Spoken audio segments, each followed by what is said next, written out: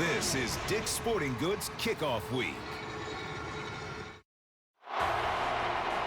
Welcome, everyone, to the Chick-Fil-A Kickoff game from Atlanta, Georgia, where Frank Beamer and the Virginia Tech Hokies are beginning what they hope will be a bounce-back season after a disappointing 7-6 record a year ago.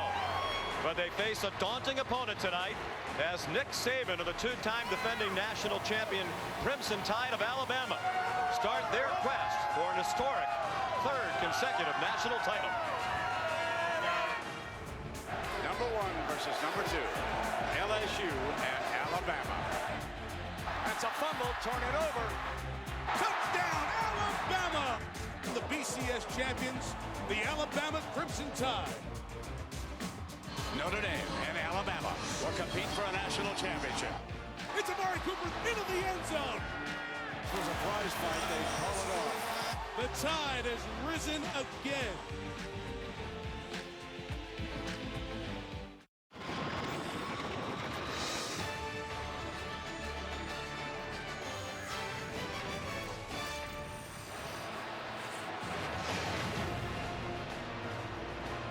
Welcome to ESPN's College Football Primetime, presented by Hampton Hotels. From the sold-out Georgia Dome in Atlanta, the number 1 team in the country, the Alabama Crimson Tide, taking on the Virginia Tech Hokies, unranked in the preseason for the first time since 2004. And the Hokies take the field.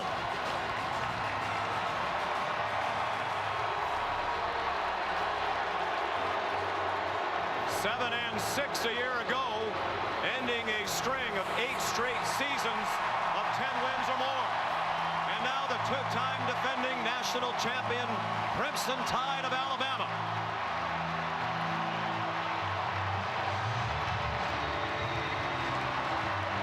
(13-1) last year for the Tide as they beat Notre Dame to win it all, their third national championship in the last 4 years. Hello, everybody, and welcome. Sean McDonough along with Chris Spielman will be joined in a moment by Shannon Spake. Delighted to have you with us. As you can tell, there is plenty of excitement in the building. They are ready to get this college football season started. And if Alabama could win its third national championship in a row, the Tide would make history. No team has done that in this polling era, which began in college football back in 1936.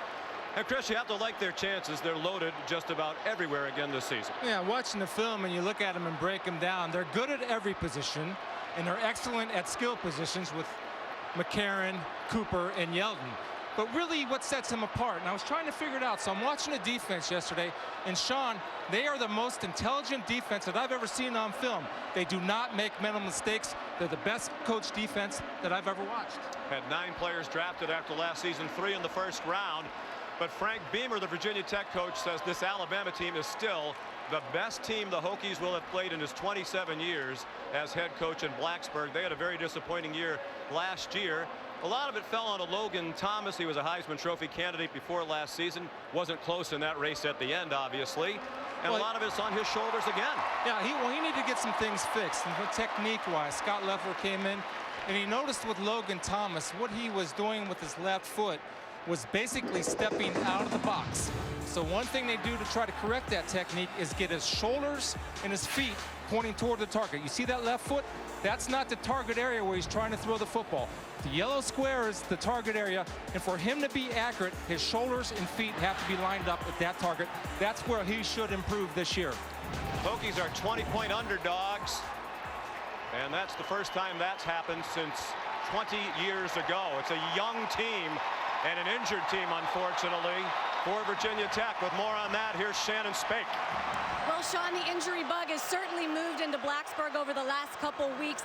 8 players on the injured list. 3 are done for the year, including running back J.C. Coleman, who will play again, but he did not make the trip here to Atlanta, Georgia, as he's still nursing that high ankle sprain. Now, because of all those injuries, 9 true freshmen have found themselves on the depth chart for this game, including starting left tackle Jonathan McLaughlin. He will get his first big-time college experience lining up across from that tough Alabama defense. Now for A.J. McCarron, he showed up yesterday in Georgia with a walking boot on his right foot. It was an ingrown toenail. He had a small procedure. Nick Saban assured me he would have no limitations. Virginia Tech, Alabama, it is a new season, but both of these teams are looking for the days of gold.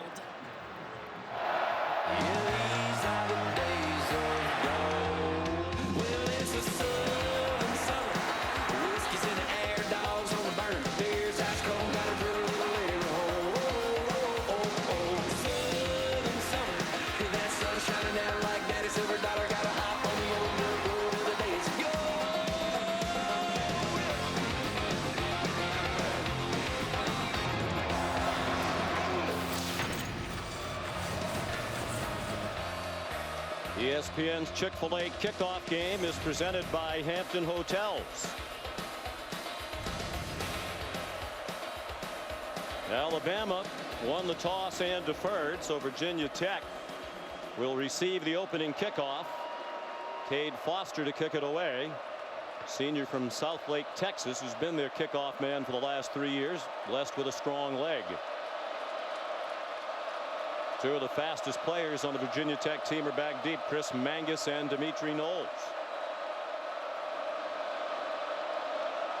And for the Tide and Hokies, this season is underway. Returnable as it comes down to Knowles, sophomore out of the Bahamas, and he was chopped up short of the 20 by D. Hart. Logan Thomas is the Virginia Tech quarterback. Big, 6'6", listed at 260. He told us last night he's a little bit under that. And one of the challenges this year, Chris, to be more accurate, that 51% among the worst in the country. Frank Beamer says he got too much of the blame last year. They couldn't run the ball, so they were constantly in 2nd and 10, 3rd and 10, and it's hard to complete a high percentage. Trey Edmonds is the running back. They faked it to him. It's a pitch out to DJ Coles, and he smothered the line of scrimmage. Trying to trick Clinton Dix, one of the best safeties in the country, and it didn't work. One of the things you'll find with this defense of Alabama, that it's very disciplined.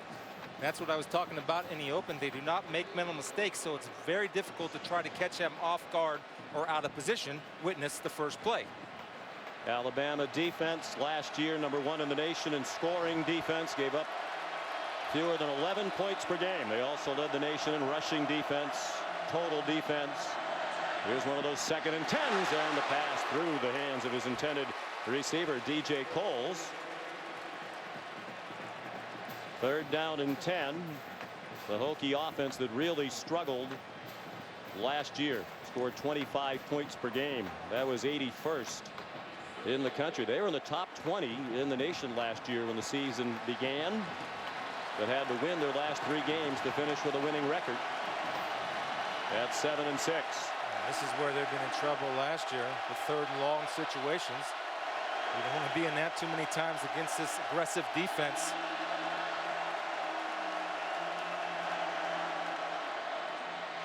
Option, Thomas pitched it to DJ Coles, coming back after missing last year with a knee injury. John Fulton, the corner, the first to stack him up, along with C.J. Mosley, their leading tackler from a year ago, who opted not to go to the NFL.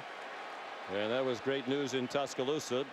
Not the kind of start the Hokies had hoped for. And A.J. Hughes, the left-footed punter, is on to kick because they were so bad on offense last year. He kicked 79 times. Christian Jones back forward, waiting at his own 38-yard line. Line drive kick all the way back to the 29. Jones, a junior, with some run. Christian Jones. There are no flags. Touchdown Alabama. The first time they touched the ball, they score.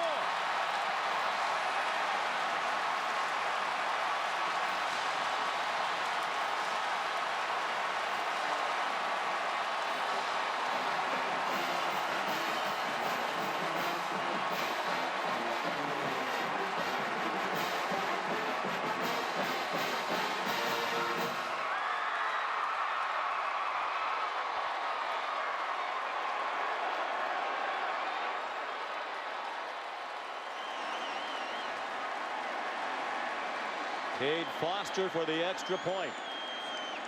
After a 72-yard punt return for a touchdown by Christian Jones. There was a 55-yard punt. Only a minute and 39 seconds into the season. Alabama. If you can dominate for a minute and 39 seconds, the Tide have.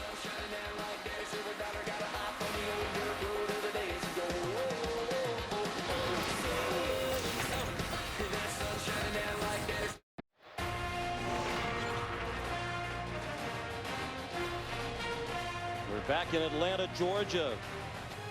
Two-time defending national champion. The Alabama Crimson Tide off to an electrifying start about 3.5 hours from their campus in Tuscaloosa. Christian Jones, his first career punt return for a touchdown. He brought a kickoff back for a score last year against Ole Miss. 7-0. The offense hasn't been on the field yet for Bama. And Cade Foster will kick off for the second time. Again, it's Chris Mangus and Dimitri Knowles back deep.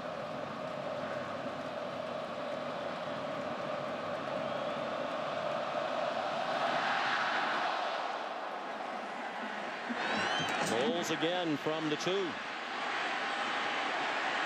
And again, he won't reach the 20-yard line.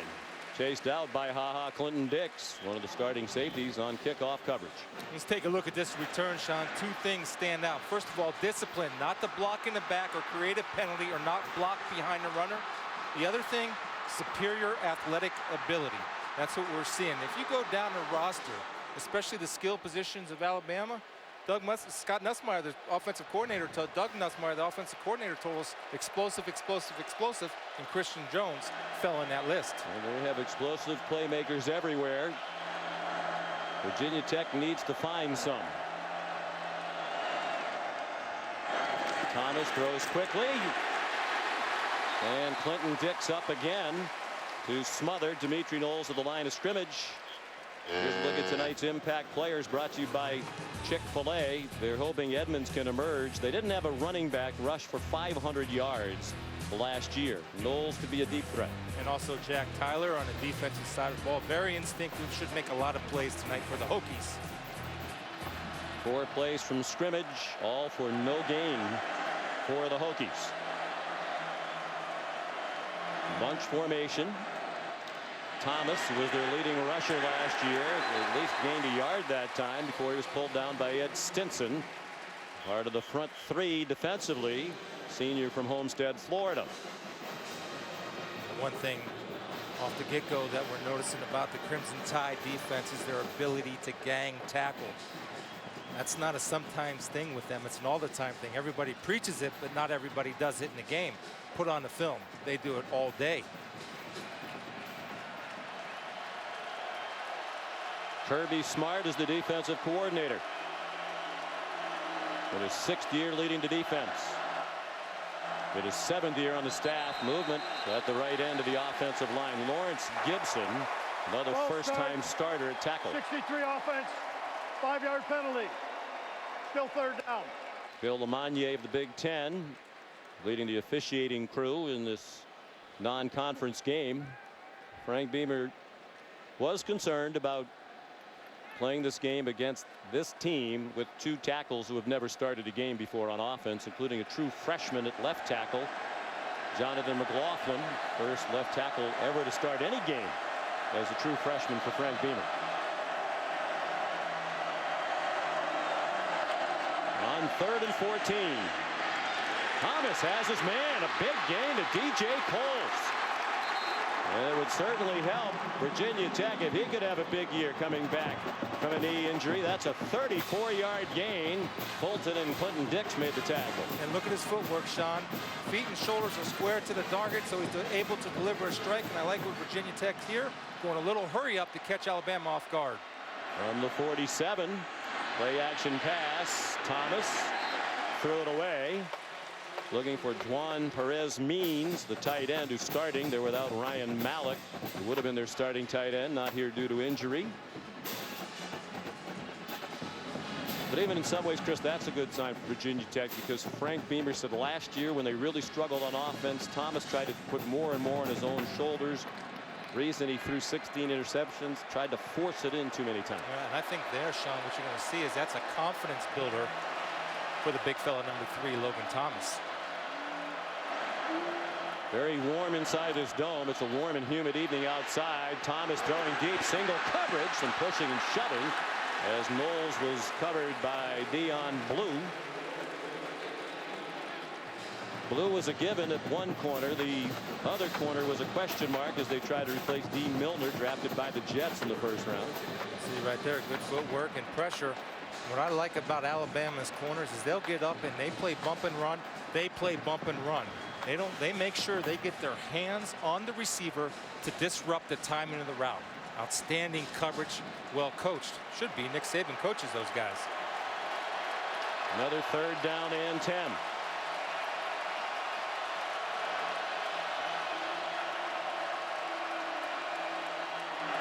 Five-man rush.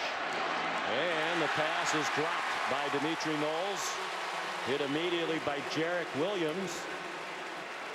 Secondary a question mark for Alabama.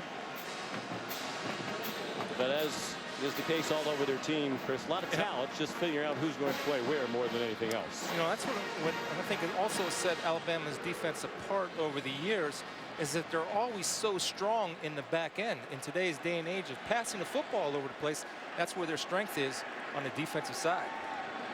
And Christian Jones back for another punt from A.J. Hughes.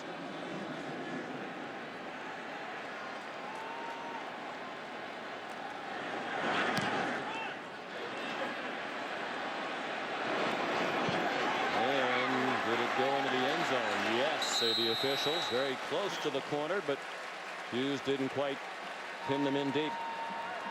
53-yard punt. It'll come out to the 20-yard line. We'll see the Alabama offense for the first time when we come back to the Georgia Dome.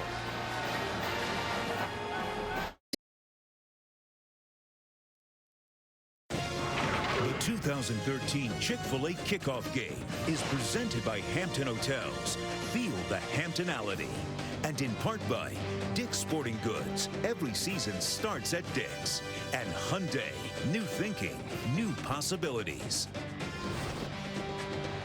Well, Chris would have been here in Atlanta this weekend anyway. Never misses the annual Dragon Con convention and parade. Since 1987, fans of science fiction, fantasy, comic books have been gathering in Atlanta. More than 50,000 people for it this weekend. The parade was this morning. Yeah, Wonder Twins powers activate. And they were doing that this morning. A.J. McCarron trying to activate his powers as he hands it off to T.J. Yeldon. Sophomore ahead for 2. A.J. McCarron trying to lead Alabama to a 3rd straight national championship. How about that touchdown to interception ratio? Last year he threw a single season record 30 touchdown passes for Bama. Only 3 interceptions. Plays with a little chip on his shoulder, doesn't he, Sean? Mm-hmm. He thinks everybody's counting him out this year. We only have 58 out of 60 first place votes. Said to us the other day, we're out to prove all the doubters wrong. Who are the doubters? A.J. McCarron fires right on target and inbounds. Amari Cooper, his first catch of the season. Good for 18 yards for the sophomore. Yeah, timing is the key. This ball is delivered before Amari's out of his cut. And the thing we talked about with A.J. McCarron, passes of 20 yards or more, over 65%, very accurate down the field.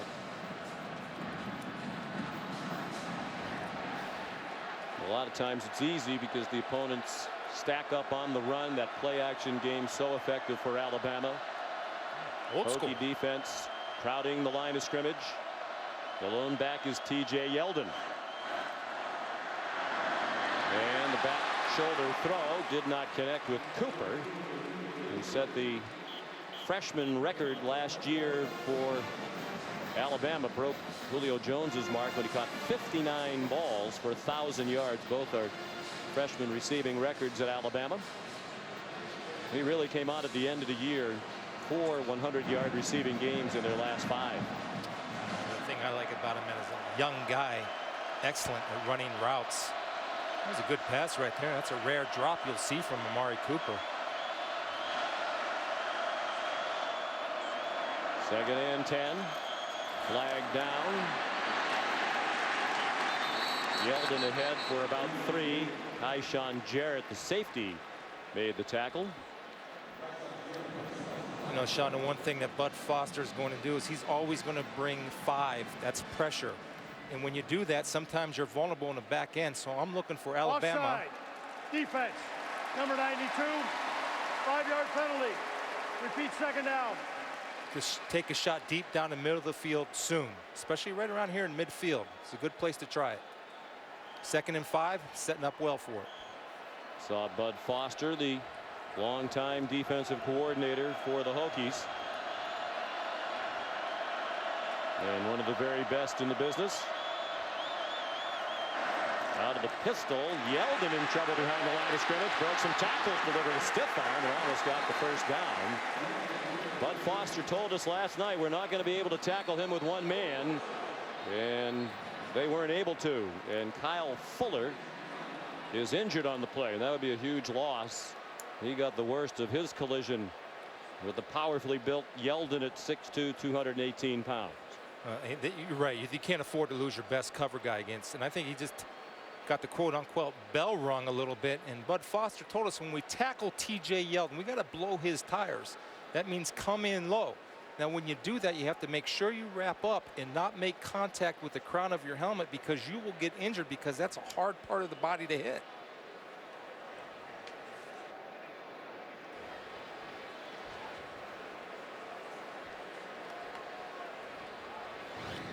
Watch here, Sean. This is exactly what they're trying to do. And you see his head get knocked to the side.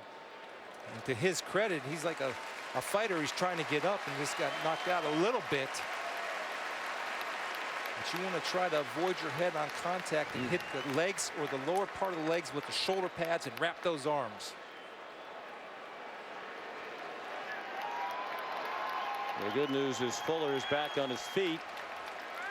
One of 4 Fuller brothers from Baltimore to play for Frank Beamer. He's been joined on the team this year by his brother Kendall Fuller, who's starting in the secondary alongside Kyle as a true freshman. He's one of the top-rated recruits in the history of Virginia Tech football, wearing number 11. Right there on your screen. Charleston Fowler has come in to the backfield, trying to lead the way for Yeldon, who's blown up by Jack Tyler, their all-ACC linebacker. Well, this is what you're going to live with, the pressure. Now, Jack Tyler's hitting it on the snap, and what I love about that, when you see a linebacker not give 1 for 1, that means take on a blocker and just say, I did my job. No, he defeats the blocker and is able to finish the play with the tackle for loss. A loss of 4.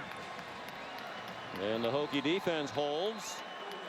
It looks like Virginia Tech is settling in a bit after that stunning start when Christian Jones returned the punt for a touchdown. Frank Beamer and the Hokies made their name over the years largely on Beamer ball, the outstanding play of the special teams, but in recent years even that has fallen off. Timeout.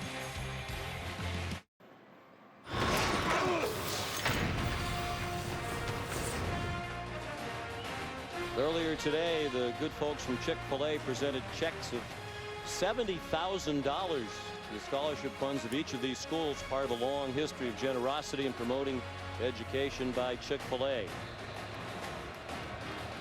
Chick-fil-A kickoff game. The Chick-fil-A Bowl also played in this building. Cody Mandel on the punt. Willie Byrne back deep for Virginia Tech.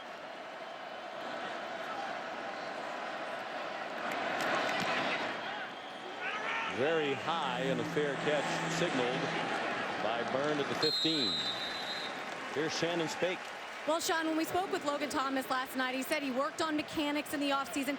He has also worked on being a better leader for his guys, and that was completely evident when he was just on the bench. He was very loose. He was smiling. He kept a smile on his face, trying to get the fans into the game. He also walked up and down his line, gave everyone a little bit of love, gave a little extra love to Jonathan McLaughlin. Of course, that's a left tackle, true freshman, but you can really see him leading down here. said most of all he needed to learn how to get in guys' faces. He said he tended to be sensitive himself, didn't feel comfortable getting after some of his teammates. Feels much more comfortable doing that now as a senior. He isn't going to accept another 7-6 year. Jay Edmonds straight ahead. The son of Farrell Edmonds, the former Pro Bowl tight end of the National Football League. C.J. Mosley and Vinny Sunseri made the tackle.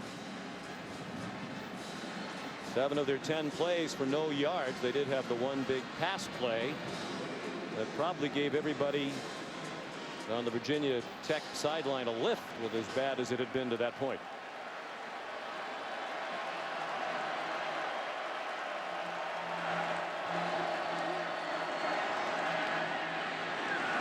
Edmonds straight ahead across the 20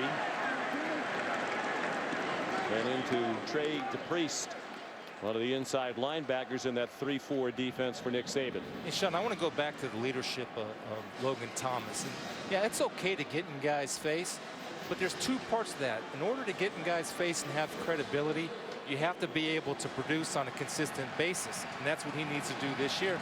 And the other thing is, when you knock a guy down, you better be the first one there to pick him up. That's leadership. He's a very impressive young man. He's already graduated, did so back in December with a degree in human development, working toward another degree in psychology. 3rd down and 4, more than midway through the first quarter. 7-0 Bama, and it's dropped. It's a couple of chances Dimitri Knowles has had to be a playmaker. They had the perfect play on, too. They had a bunch formation and a closed wide receiver to the single receiver side, and everybody does crossing routes because they knew Alabama was going to be in man-to-man.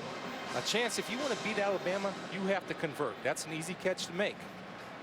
Here's Hughes for the 3rd time already. Christian Jones provided the only score of this game. If you're just joining us, minute 39 into the game, a 72-yard punt return for the Alabama touchdown. That's how bad their bowl game was. The Hokies, Russell Athletic Bowl in Atlanta against Rutgers. They won 13-10. Hughes, the punter, should have been the MVP. Did a great job punting 11 times. And if another DVD exists of that bowl game, it should be destroyed. Offense, number 27, 5-yard penalty. Remains 4th down. I made myself watch it because it was the last game Virginia Tech played, and the Hokies didn't even have 200 yards of offense. Somehow managed to win.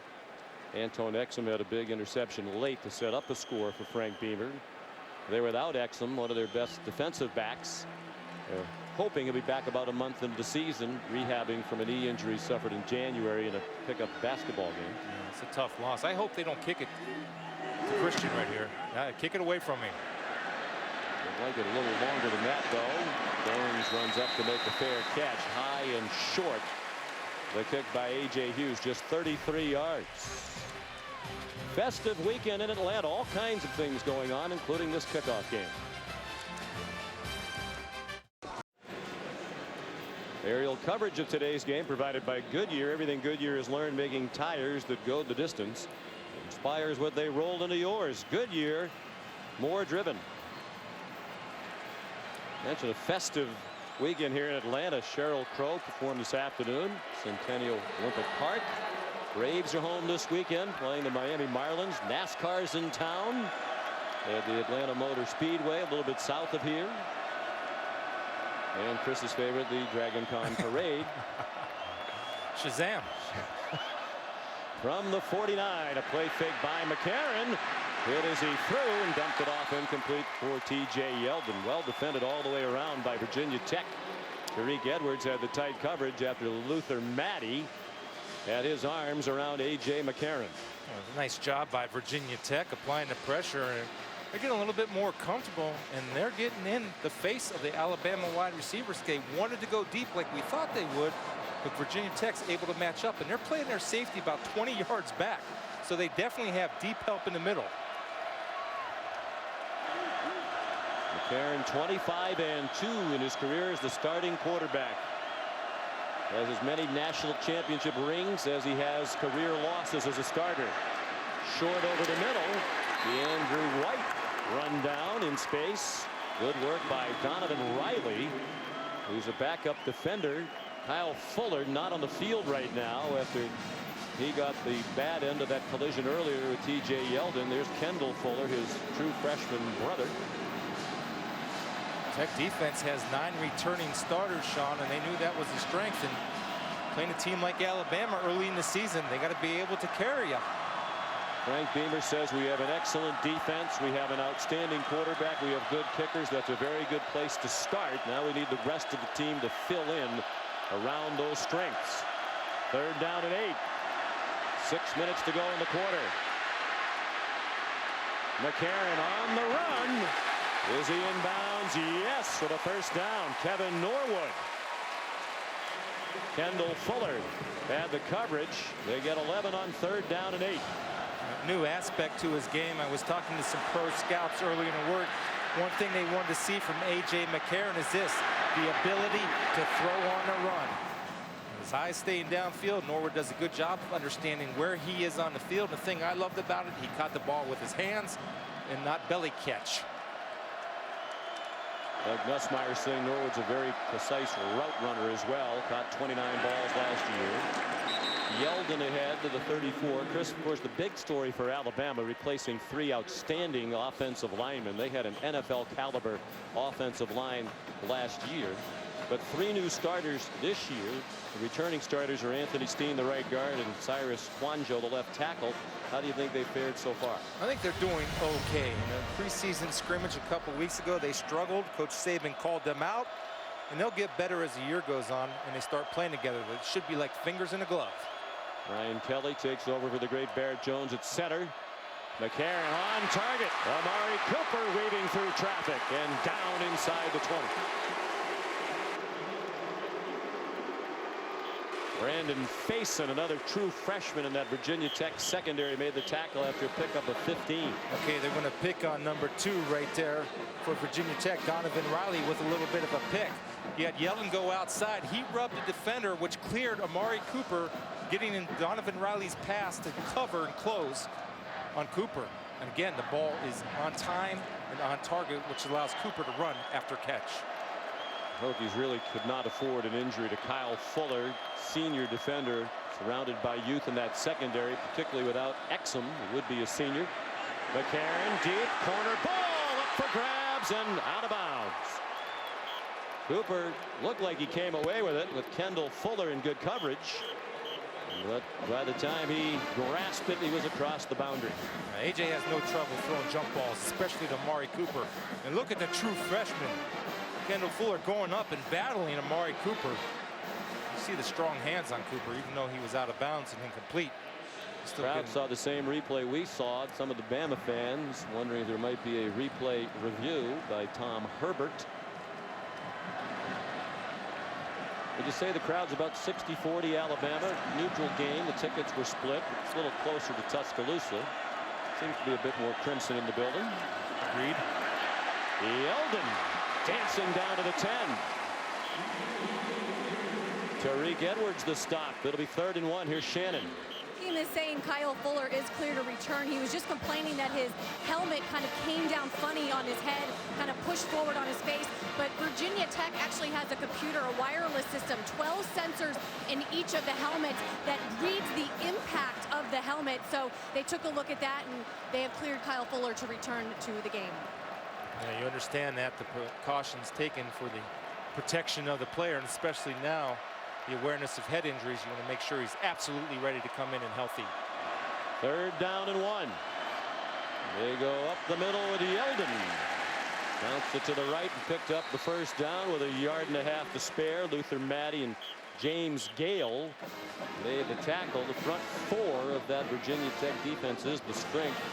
Particularly Gale. They're glad he came back for his senior year. One of the best defensive ends in the ACC. The problem they have is they don't have a lot of depth. Well, Sean, you asked me the question earlier, how's the Alabama offensive line faring? Right there, very well. 3rd and 1, and you can change the line of scrimmage and push the defenders back like they did.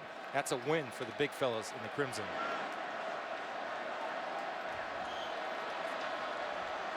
First and goal, Alabama.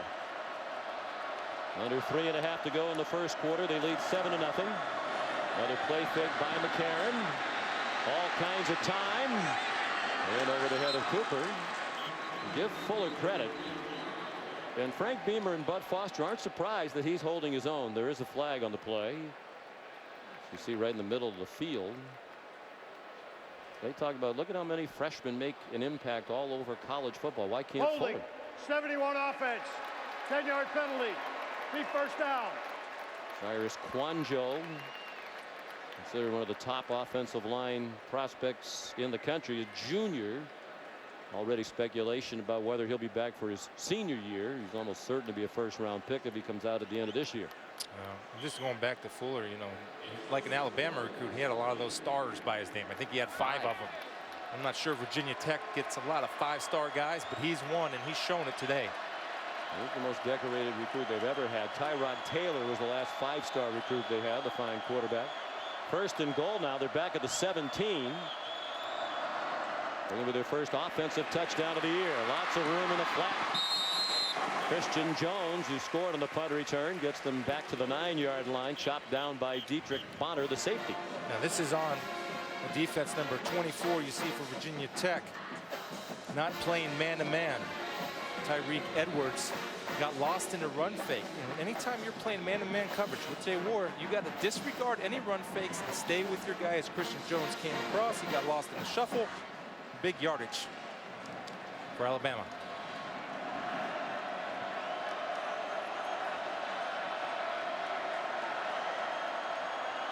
Second and goal from just inside the 9. Yeldon up the middle. Jack Tyler stopped him near the 2-yard line. Sean, last year, yards after contact for Yeldon, about 2.6 yards. You see Jack Tyler, who's a good solid tackler, hitting him low, but the strength of Yeldon carried him about 2.6 yards. Per carry. And that's average for every time he carried the ball. He got over 2 yards after contact. Backed up Eddie Lacy last year, ran for more than 1,300. Yeldon rushed for 11:08, the Alabama freshman record. Unbalanced line right here. They got Big Cyrus on the right side as a tight end. On 3rd and goal, Yeldon powers his way into the end zone.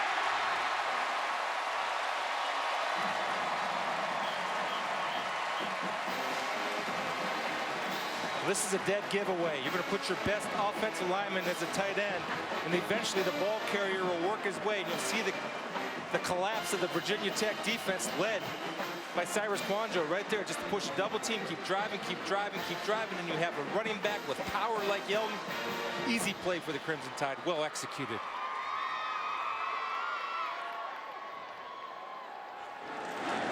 Cade Foster adds the extra point.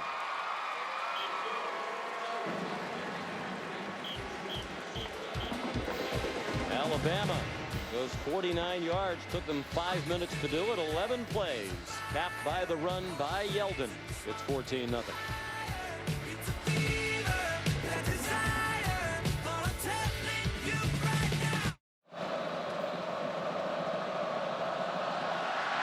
Cade Foster kicks off for Alabama. Down to Dimitri Knowles. Started at the 9. For the first time on a kickoff return tonight, he made it across the 20-yard line. Landon Collins, the tackle. Here's Reese Davis in the studio.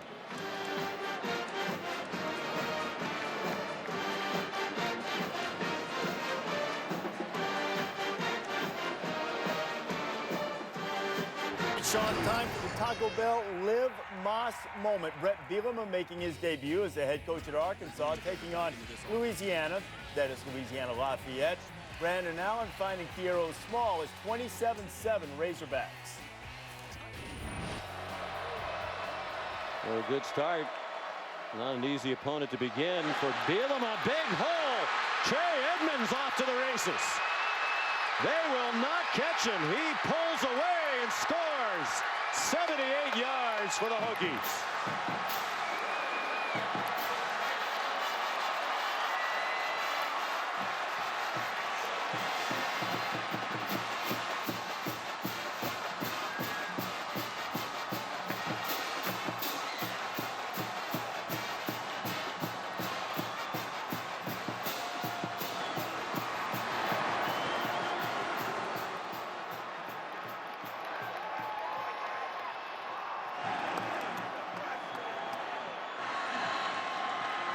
Journell adds the extra point. Boy, did Virginia Tech need that. John, watch offensive tackle number 63, Gibson.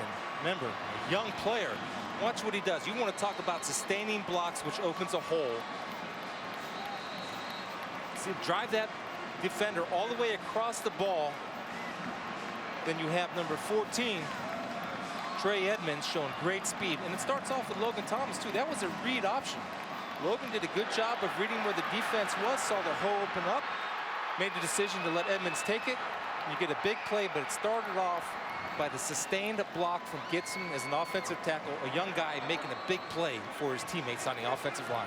First career touchdown, his first college game. He redshirted last year. Worked on his strength and speed. Out of Danville, Virginia. So they scored just 16 seconds after the Alabama touchdown to get back within 7. And they don't usually have to huddle up very often over there after giving up a big play. They don't give up many. Look who's taking charge of the huddle. He signs his name to that defense now. If you're a defensive end, you can't get driven past the ball by an offensive tackle. And that's where the hole was created. Lost his cutback lane.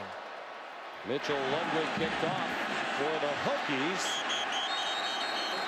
Kevin Norwood started out and then decided the better decision was to down it. Well, Dick's Sporting Goods kickoff week continues tonight. Another terrific matchup here on ESPN. SEC Big 12, number 12, LSU taking on 20th ranked TCU, presented by Hampton Hotels tonight at 9 on ESPN. Also live on Watch ESPN. And keep an eye, speaking of watching, on the two defensive tackles for Virginia Tech, Hopkins and Maddie. They don't have a lot of depth at that position, and the only problem with scoring was that they maybe scored too fast, because those big fellas are over 300 pounds apiece, number 92 and 98, and might need a little rest, but they're tough guys, and they know that their team is counting on them to stay in the ball game and finish. Play clock down to 4. They huddled by the sideline, then ran right over the ball. A.J. McCarron handed it off. Alston Fowler in trouble and buried back at the 20 by this inspired Virginia Tech defense. Derek Hopkins and Josh Trimble leading the way. Penetration by Daddy Nicholas, and it helps a little bit when you don't get on block. Now he got there a little too excited and came out of control. But one thing Virginia Tech's been known for is pursuit to the football. That's what Bud Foster demands.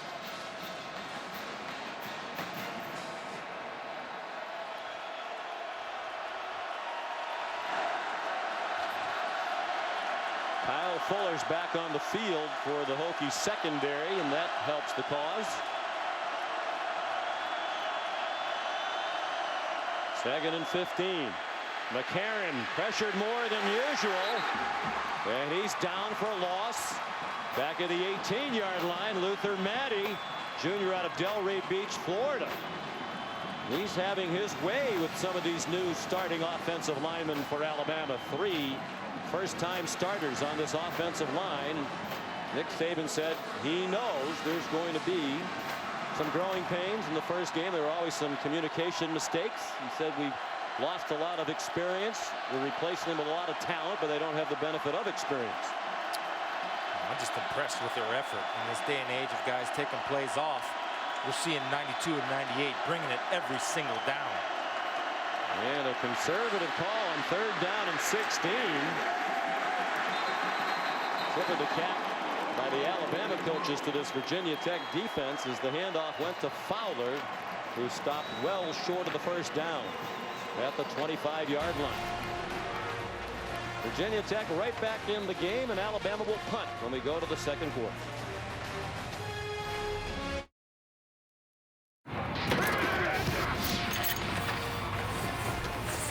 Welcome you back to ESPN College Football Primetime, the Chick-Fil-A Kickoff game presented by Hampton Hotels. End of one quarter. Top-ranked Alabama leading Virginia Tech 14-7. Sean McDonough, Chris Spielman, Shannon Spake on the sideline. Sellout crowd inside the warm Georgia Dome. If I'm Frank Beamer, I do not come after this punt. And they did not. Low wobbly kick by Cody Mandel. Tyson Garrett very deep for that punt. Had no chance to field it. And it's down by C.J. Mosley near the 32-yard line. 43-yard punt. Time now for our Discover Game Changer, brought to you by Discover Car. This was certainly a game changer. It looked like Alabama might run Virginia Tech out of the building. Instead, Trey Edmonds ran 78 yards for a touchdown. Frank Beamer was telling us that he was hoping to see big things from number 14, Trey Edmonds. I know that put a smile on his face.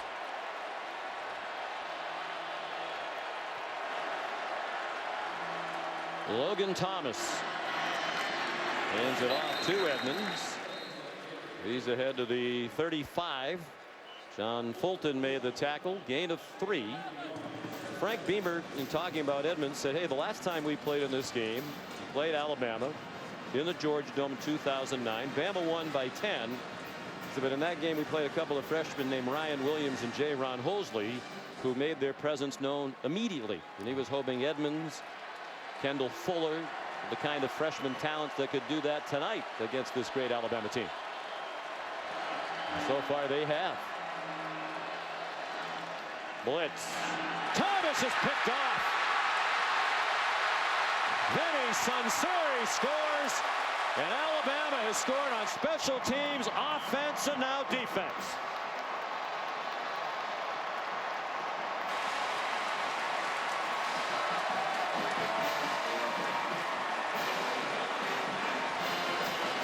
In the open, we talked about intelligence.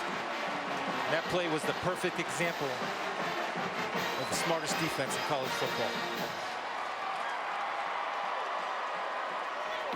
And the kind of mistake Logan Thomas cannot afford to make. Cade Foster for the extra point.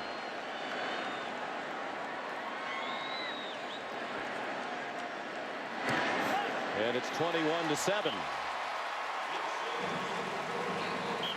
Another play that might be a game changer. Vinny Sunseri.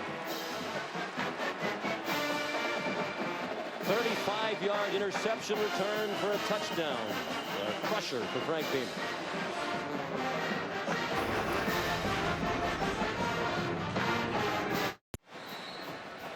Everybody at home rooting for Virginia Tech is yelling, come on, Logan.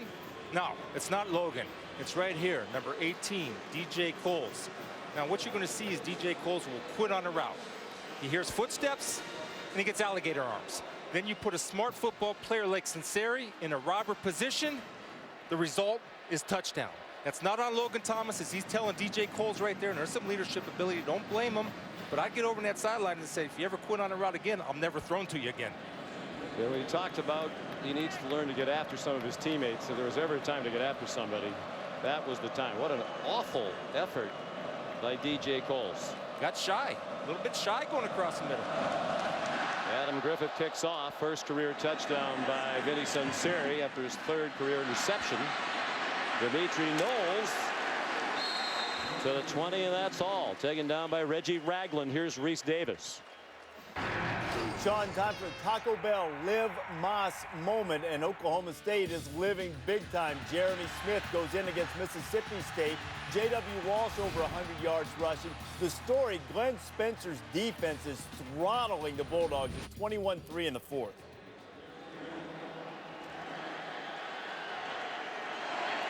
Oklahoma State team, many believe the favorite to win the Big 12 this year. Logan Thomas after the play fake, going deep, and Knowles is behind the defense and can't run under it.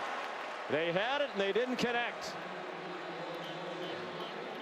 Well, I love the call by Scott Loeffler, the offensive coordinator, showing faith and trust in your quarterback. It's a well-thrown ball, but again, when you're playing the #1 team in the country, a team that's going for destiny, you've got to be able to convert when you have an opportunity to convert. Beat John Fulton, who's one of those vying to be the regular cornerback opposite Dion Blue.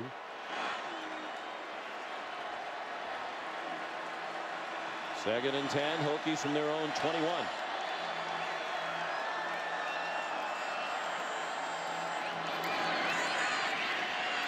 Edmonds slithers ahead to the 25-yard line. After that disappointing 7-6 a year ago, Frank Beamer made some changes on his coaching staff. Brought in Scott Leffler with his hand up against his headset there and the pencil in his fingers. He was the offensive coordinator last year at Auburn. He knows how tough this Alabama defense can be. Last year Auburn had just 163 yards of offense and a 49-0 loss against Alabama. One of the most lopsided games in the history of that great rivalry.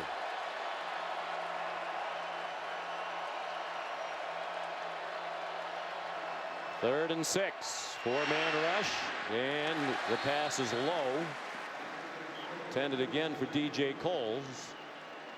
Frank Beamer and Scott Leff were looking for playmakers at wide receivers. So far, they have not been unearthed in this first half.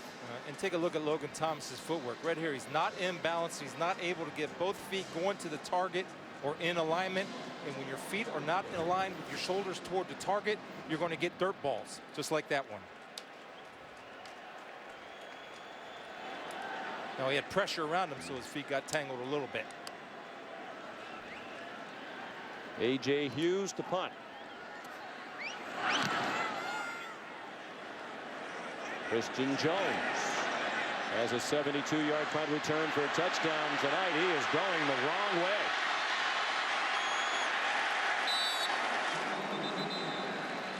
Down at the 18-yard line. Matt Roth made the tackle. 51-yard punt, loss of 6 on the runback. The 2013 Chick-Fil-A Kickoff Game. Brought to you by Chick-fil-A. We didn't invent the chicken, just the chicken sandwich. And Adidas Originals. Explore the new Roundhouse Instinct at adidas.com/originals.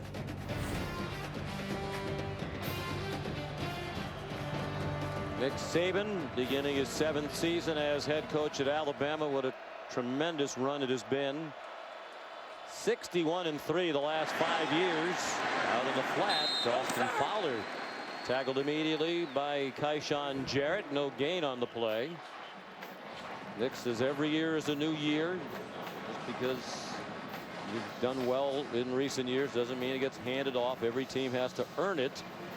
And he was worried about complacency, but he said he thought a great barometer, Chris, was that when they do their conditioning tests in the fall, when they come back from the summer, this is the best conditioned Alabama team as a group that they've had since he's been there. The best thing about Alabama, they don't compete against other teams. They compete against past Alabama teams. That's what's their motivation. Yeldon stuffed by Tariq Edwards. Well, this Virginia Tech defense has been terrific. It's 21-7, but Alabama has scored a special teams touchdown and a defensive touchdown. Bud Foster, you talk about coaches that maybe a little bit underappreciated. The consistency of the job that he's done over the years is remarkable. And his kids play hard. And again, I'm going to emphasize how well their 2 inside players are playing, Luther Maddie and Derek Hopkins. And they're not getting much of a break. That's effort, that's toughness.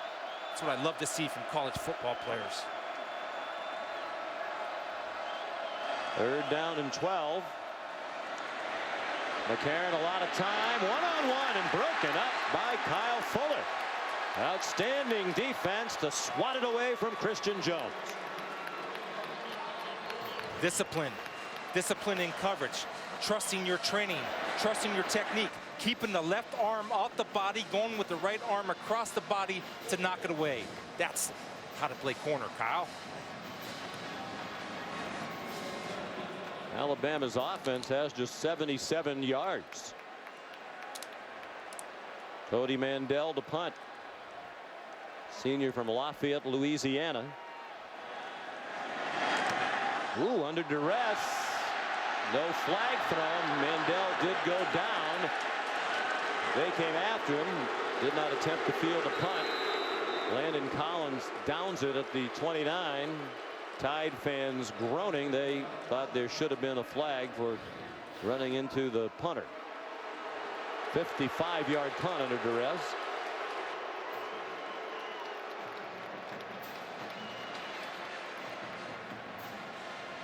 I think it was his own guy, Sean.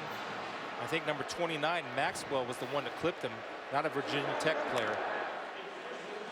Bill Lamagnier is a veteran official. He was right there. He had the best view at it. And he got the right view. There's Logan Thomas.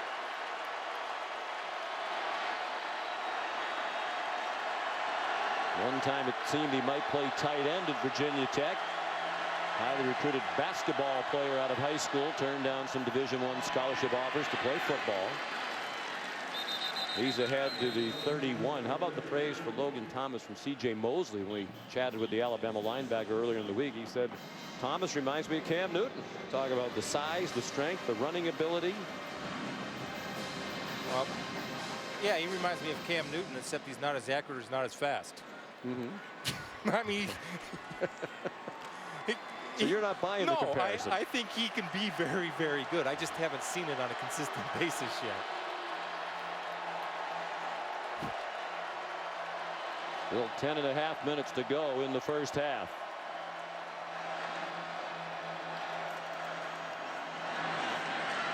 Edmonds. Good run.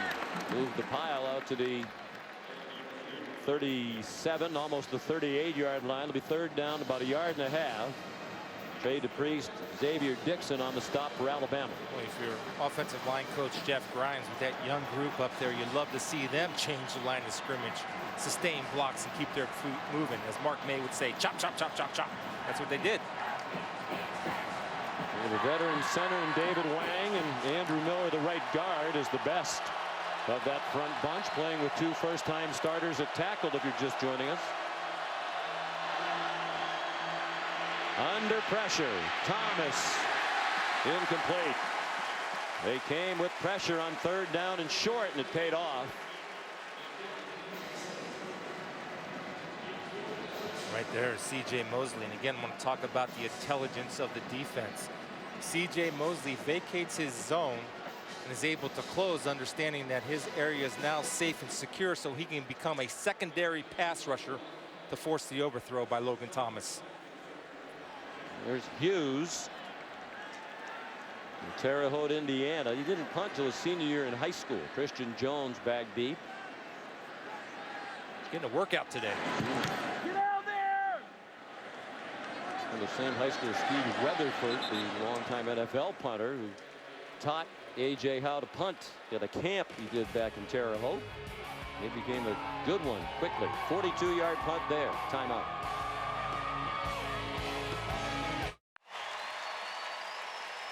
Only 2 races left until the chase begins. Jimmy Johnson trying to maintain his lead on the field. The competition will heat up right here in Georgia, just down the road at the Atlanta Motor Speedway. The NASCAR Sprint Cup Series at Atlanta tomorrow, 7 p.m. Eastern on ESPN. Also live on Watch ESPN. Johnson #1, Clint Boyer right behind, Carl Edwards third, Kevin Harvick, Kyle Busch. Round out the top 5. McCarron had to throw it away as he was about to get drilled. Good pressure on the blitz by Kyshawn Jarrett. Here's Reese. Sean, the debut for freshman quarterback Christian Hackenberg of Penn State is going beautifully against Syracuse. Hackenberg and Geno Lewis. He's thrown for nearly 250 yards, 2 touchdowns longer than 50, 23-10 Nittany Lions in the 4th. And Reese, just as we threw it to you, Bill Lamagnier threw a flag, perhaps for intentional grounding. There's no foul on the play for intentional grounding. Receiver number 4 was in the area. We have an incomplete pass, 2nd down. The only problem with that, receiver number 4 was blocking. So he really wasn't an intended receiver, and Alabama gets away. Now watch TJ Yeldon. He's going to be there blocking. He's not involved in the route at all. There's no screen pass set up. It's intentional grounding.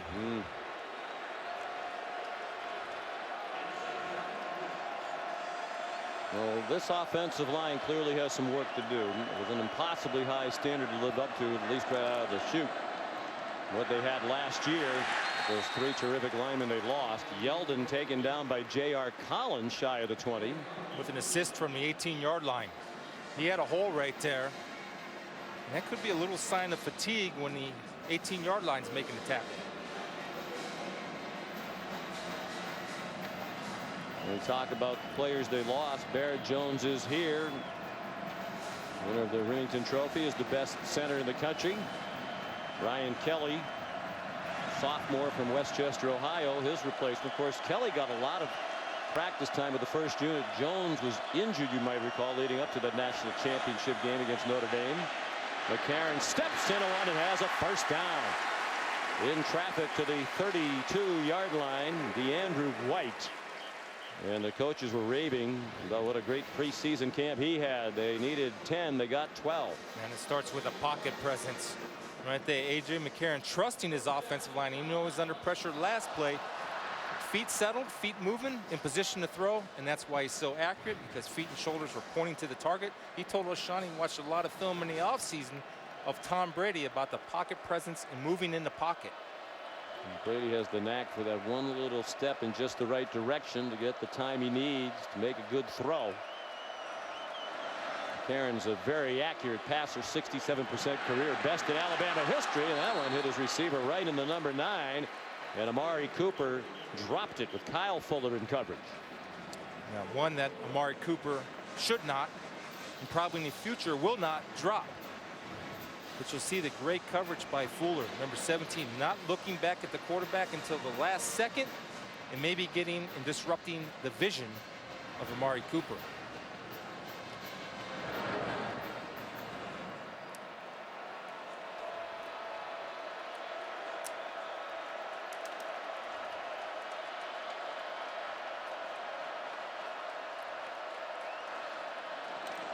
Yeldon on 2nd and 10. You can't tackle him with one man if you do it correctly.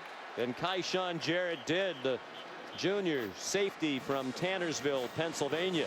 Only 22 yards rushing for Yeldon on 11 carries. And here's the deal. They're putting more up in the box or the line of scrimmage than Alabama has to block. Now, how are you supposed to get away from that? Well, they're playing man-to-man on the edges, and you have to be able to beat their corners with your wide receivers to give the safeties out of there to help. They can't do that because the Virginia Tech corners are matching up very well with the Alabama receivers. 3rd down and 10, midway through the second quarter. Alabama leading 21-7. McCarron off his back foot, intercepted by Kyle Fuller. And he's down at the 35-yard line. DeAndrew White was the intended receiver. Bruce Smith on the sideline for Virginia Tech. One of their all-time great players. Loves what he sees from the Hokie defense, which has been terrific here in the first half. Well, I'm going to tell you what. Kyle Fuller ran a better route than the intended receiver, White, for Alabama. He broke on that in route before White broke on that in route. There's my former teammate, Bruce Smith, dominant player. Happy for his Hokies. Apparently still doing some curls as well. Thomas looking for the deep ball after the turnover. Checks it down to Trey Edmonds in the flat. He gets to the 28. Kyle Fuller, senior from Baltimore, his 5th career interception. Older brother Vincent was a terrific defensive back for the Hokies. Played in the NFL. Corey Fuller was a wide receiver last year for the Hokies, and now the two brothers side by side, Kyle and Kendall. Really, really good. They're outstanding. At least today, both of them have been outstanding. 6.5 to go in the half. Slicing through Sam Rogers, freshman walk-on fullback from Mechanicsville, Virginia. They got very close to the first down to the 25. They'll need a yard here on 3rd down. Just interesting when a young guy gets in the ball game, is able to make a play. Sometimes your body and your mind get ahead of your feet. That's exactly what happened to Rogers. Virginia Tech. Tripped. Just stumbling forward with some running room. So excited for his first career carry. Timeout Hokies.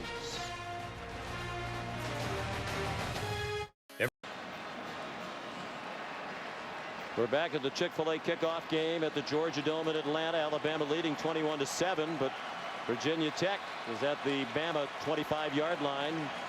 3rd down and 1. Sean, I'm thinking this is 4-down territory. It's tough to score on this Alabama defense. While you're down here, take your shots. Out of the pistol, Logan Thomas keeps it. And it looks like he got enough for the 1st down. He did to the 23-yard line before he got driven back.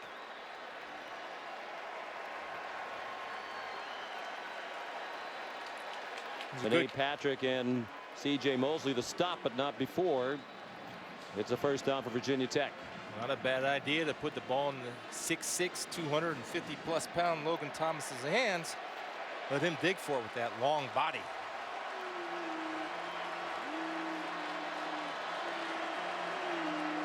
That's the 3rd 1st down for Virginia Tech. Alabama's had just 5. This has been a defensive battle. Edmonds. Well, you have to like how quickly he attacks the hole, Chris. Playing in his 1st game. There was no dancing through that hole. He hit it. Brandon Ivory made the tackle, but a quality gain of 6 on 1st down for Virginia Tech. This looks to me like he's running to prove a point. One man's loss, another man's opportunity. J.C. Coleman with the ankle injuries. Edmonds said, give me my shot and take it. He did. Good job. Tony Gregory injured. 4th ACL injury. Michael Holmes thrown out of school. They don't have a lot of depth. That running back, late pitch. Edmonds did well to catch it and actually got a ½ yard before he got walloped. Dion blew up from the corner. Ed Stinson also in on the stop. Here's another big 3rd down for the Hokies with under 5 minutes to go in the half. 3rd down and 4. Kind of Nazi moron is a physical corner. Well, Alabama has physical corners. They both come up and support the run with toughness. Let's see if Alabama plays a little man-to-man. I wouldn't be surprised if Virginia Tech comes out in that little bit of a bunch formation with those crossing routes to help defeat the man coverage. The crossing route coming right there.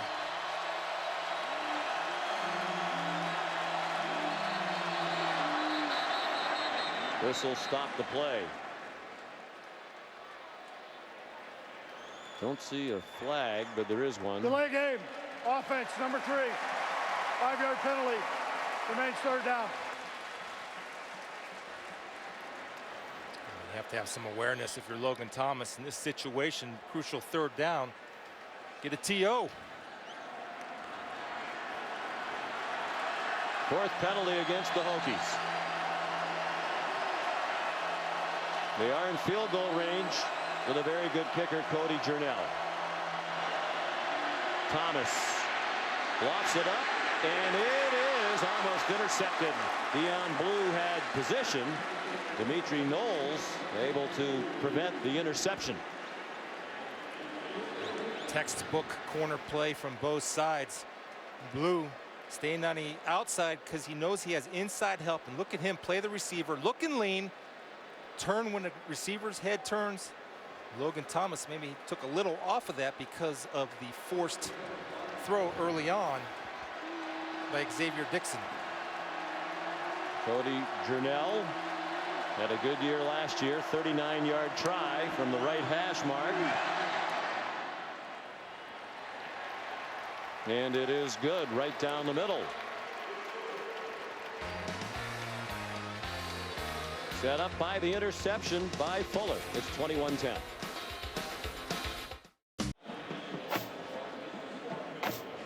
Approaching halftime, Alabama leading Virginia Tech 21-10. After the field goal by Jurnell, Mitchell Ludwig kicks off. Christian Jones from the 7. They didn't get him down.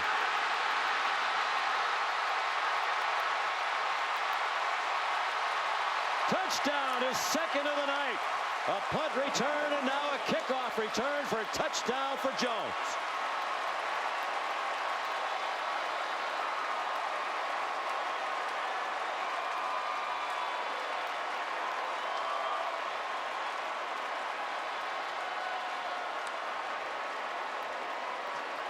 Sean, you know that's a dagger right in Frank Beamer's heart. He controls those special teams, and they've let him down twice. And for so many years, they were known as the best special teams program in the country. It's where Beamer ball came from. The way they excelled on special teams, that is no longer the case in Blacksburg. You have to feel for the defense as the extra point is added by Foster. Alabama has 89 yards of offense in this half and leads 28-10. A 94-yard kickoff return for a touchdown when it looked like Jones was down along the near numbers. Remember, the coverage isn't bad, but when you have the power and you do not wrap up players and the power of Jones, Rogers had a chance at him, the true freshman fullback. But watch Jones, he'll just bounce off like he's not even there. They'll never quit on the play. They're Alabama Crimson Tide. Great effort is expected, and great effort is what you get. And Christian Jones, second career kickoff return for a touchdown, his second touchdown of the night. Took back a punt less than 2 minutes into the game for a score. The Alabama defense has scored an interception return by Vinny Sunseri. They've scored just one offensive touchdown. Quarterback Jones on special teams has almost doubled the output of the Alabama offense. You can see there where the depth of Virginia Tech. We like to get some depth on those special teams, but they're so thin at a lot of positions that you're playing with players that maybe aren't ready to play at this level yet, and it's been proven. The punt return and the kickoff return. Well, Frank Beamer might have been the first to really put almost all starters out on those special teams units. One of the reasons why they used to dominate. Darian Green elected to bring it out, and he got buried by Vinny Sunseri at the 15-yard line. Here's Reese Davis. All right, Sean, it is time for Sports Center right now, brought to you by Ally Bank. Tim Tebow's run with the Patriots is over. The team releasing him today, subject to waivers. If he clears waivers, he'll be a free agent and can sign with any team. Johnny Manziel made his return in the second half. 3 touchdown passes, got an unsportsmanlike conduct penalty too, as the Aggies took care of Rice 52-31.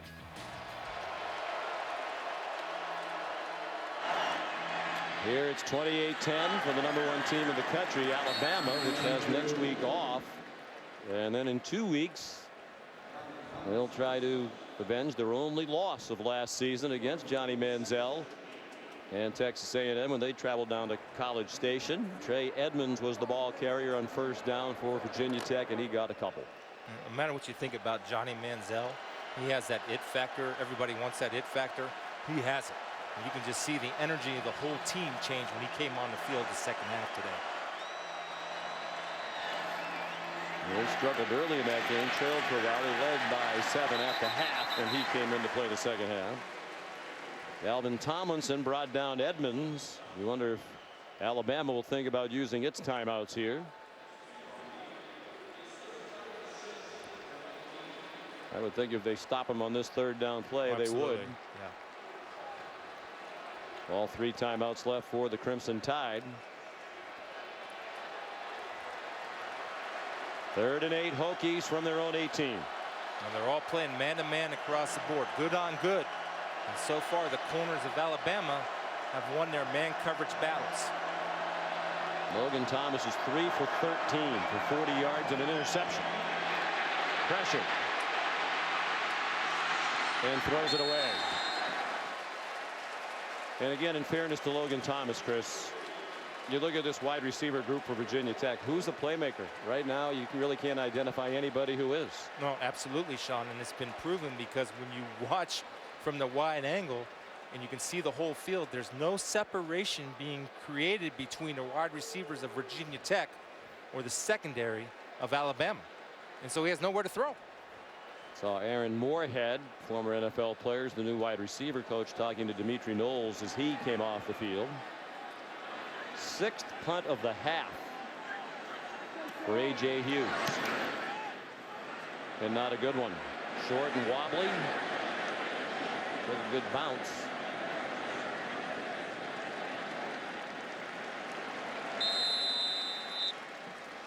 And finally down to the 34-yard line. A great opening weekend of college football. Continues Monday. Dick's Sporting Goods kickoff week from Heinz Field. The Pittsburgh Panthers going to make their ACC debut when they host Florida State, ranked number 11. Seminoles and Panthers Monday night at 8 on ESPN, also live on Watch ESPN.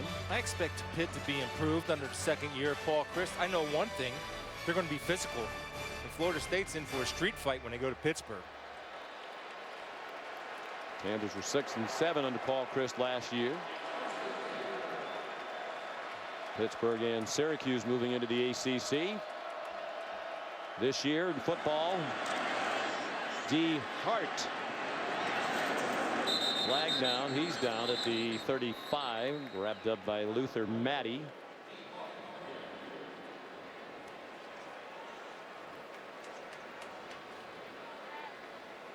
D. Hart bothered by a lot of knee injuries the last few years. Limited his playing time. Holding. Offense. Number 71. 10-yard penalty. Previous spot. Still first down. Well, that should never happen. You know why? He's away from the play. So Quandre Cyrus, that's his second penalty of the night, shouldn't hold away from the play because it's not a factor. You got to be smarter than that. Disciplined. He's from Hyattsville, Maryland, out of DeMatha Catholic High Schools. Families from the African nation of Cameroon came to this country, to Maryland, when he was 4 years old. But for much of his youth, he was a soccer player. Dad played soccer with distinction in Cameroon. Eventually grew in to be a football player. Hart ahead to the 29-yard line. Kendall Fuller made the tackle. And the Hokies going to use their last time out of the half.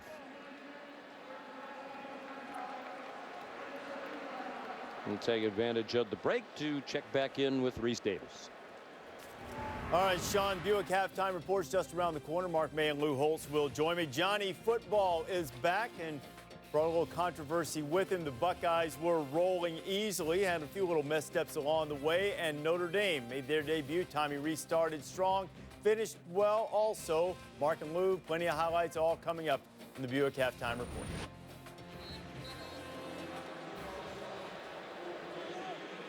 Here A.J. McCarron and Alabama leading 28-10. You mentioned the chip on his shoulder, and he admitted he had one, Chris, when we spoke with him the other day. He said, we want to prove the doubters wrong. I said, well, you got 58 out of 60 votes in the AP preseason poll. Doesn't seem like many people doubt you. Most are giving you credit. He said, well, because we've won a couple in a row, they feel like they have to pick us, but they don't really believe we're going to do it. I don't know how he knows that, but I believe it. I think Coach Saban does a good job of training these guys to make them think certain things that he wants them to think. Hart again. A little surprised, Sean, that they went a conservative on this drive. Well, their offense hasn't been very good. No. I think that's been the big negative of the half. No sustained offense to speak of, just 95 yards from scrimmage. The only reason why I say that is because you want to get that 2-minute work in at game speed and game tempo anytime that you can. I think Nick Saban's first thought here is he wants to win the game, and the way the offense is playing, doesn't want to make the key mistake. I can understand that with a 7-point lead, but with an 18-point lead, you might gamble just a tad.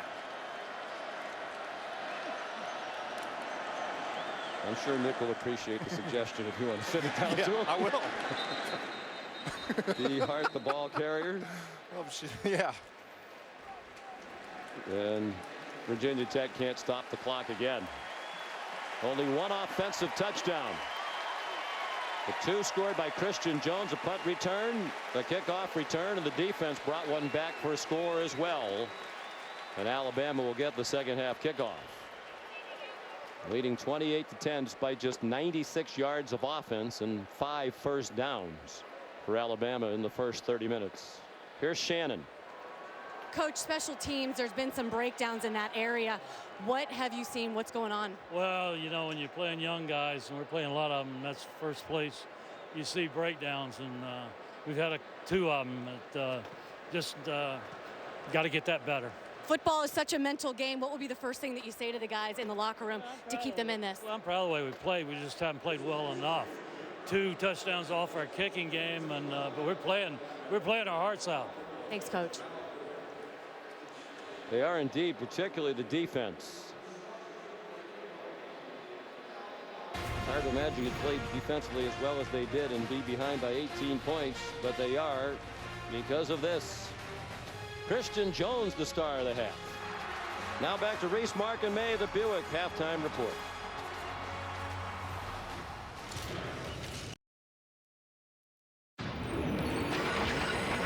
This is Dick's Sporting Goods Kickoff Week.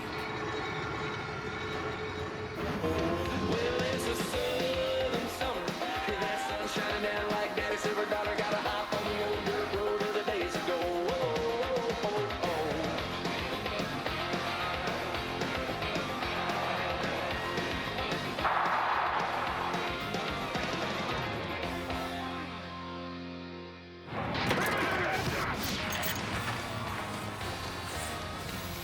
And we welcome you back to ESPN's College Football Prime Time and the Chick-Fil-A Kickoff Game presented by Hampton Hotels from the sold-out Georgia Dome in Atlanta. The #1 team in the country, Alabama, leading Virginia Tech 28-10, despite the fact the Tide had just 97 yards of offense and only 1 offensive touchdown in that first half. Frank Beamer's team gave up 2 scores on special teams, a punt return and a kickoff return for a touchdown by Christian Jones of Alabama.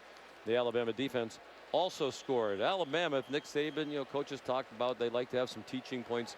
There's a lot to work on when it comes to the offensive side of the ball for the Tide. Yeah, the biggest problem they're having is the strength of their team is their skill positions or wide receivers. They're not creating any separation with the Virginia Tech defensive backs, especially the Fuller brothers. And then on the other side, when you look at Virginia Tech, if I'm in there, I'm saying defense, it's one of the best performances I've seen the Virginia Tech defense play in a long time. Keep it up and give our offense a chance. And it's about field position, too. They got to help their offense by creating field position so they don't have a long distance to go against a stout Alabama defense. Well, it's been a while since 2009, in fact, that a team has scored a touchdown on an interception return, a punt return, and a kickoff return in the same game. Stanford, the last team to do it against San Jose State in 2009. Mitchell Ludwig kicked off for the Hokies. Here's Christian Jones, and I think Frank Beamer might have read the special teams, the riot act, as Jones barely made the 15-yard line. Here's Shannon Spate. Well, I spoke with Nick Saban as he led his team out of that locker room just moments ago, and despite the numbers on the scoreboard, he told me he just doesn't feel that his team has played the way that they're supposed to play. Not enough intensity, not enough discipline for everyone to do their job. Specifically, I asked him about the offensive line. He said there are too many negative plays, too many missed blocks, so that is certainly an area where he is going to keep his eye this second half. Not only missed blocks, Sean, but they have a lot of people up at that line of scrimmage, so they don't have enough blockers to block all the defenders for the Hokies.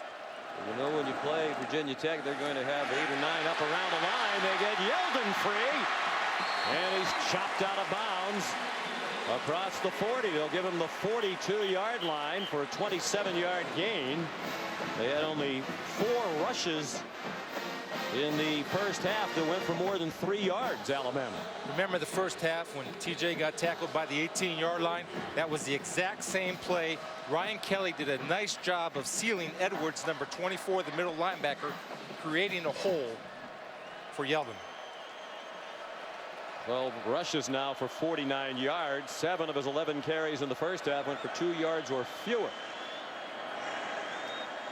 Ralston Fowler in at fullback. McCarron is sacked back at the 35-yard line. Second sack of the night for the Virginia Tech defense.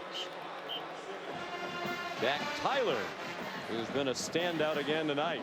Yeah, that's why we gave him the Impact Player Award at the beginning of the game, because we knew he would be. And this is called a green dog. He has man-to-man coverage on Yeldon. So instead of playing man-to-man, once he sees Yeldon go to block, he becomes a 5th pass rusher. Bud Foster exactly wanted to do that coming into the game. Well executed by Jack Tyler.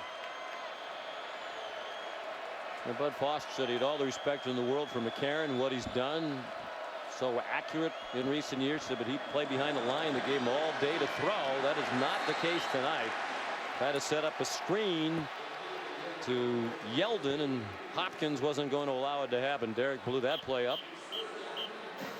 And when you're an inside defensive lineman and you get a short set by your offensive lineman, and they're not given any ground, you're able to read screen. And as soon as the offensive lineman vacates, the rule is you get on his hip and chase him down the line of scrimmage. Again, execution, and I can't say enough about the performance of the two inside guys for Virginia Tech, Hopkins and Matty. Big fellas. 3rd and 17. Here comes a blitz. They set up a screen for Cooper, and he swung down. Good response by the defense. Tariq Edwards tackled Cooper. You know, Sean, although Kyle Fuller did not make the play, he did his job by taking contain as a corner. You have to force the ball back inside, forcing Cooper to retreat and allowing the pursuit of the Hokie defense to clean up. Cody Mandel to punt for the 4th time. And the true freshman Kendall Fuller goes back deep.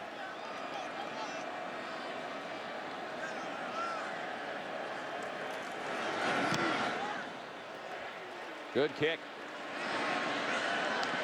Fuller. Flag down for a block in the back, and Fuller's down by Landon Collins, who's been a standout covering punts tonight for Alabama. 50-yard punt. And another mistake on a special teams unit. With the offense that is struggling to move the football, you want to try to create some type of field position, and this is bad field position. Bill Lamagnier, it was mentioned many times in the past, terrific referee, but he usually has to talk to every member of his crew, it seems, before they... Illegal block in the back on the return. Number 53. Half the distance to the goal. 1st down. Drew Burns called for the penalty, backup linebacker.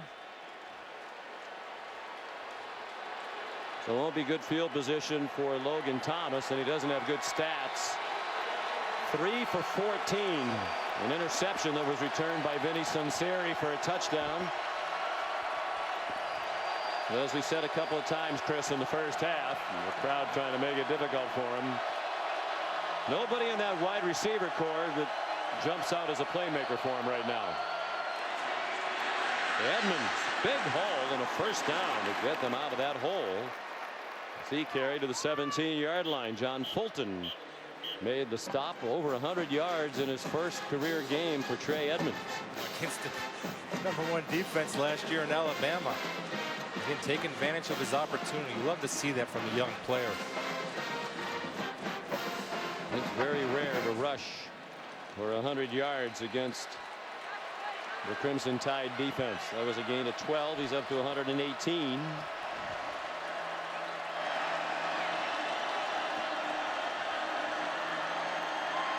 Coming into tonight's game, since 2008, the Alabama defense had allowed only 3 runs to go for 100 yards or more against them. 3 since 2008.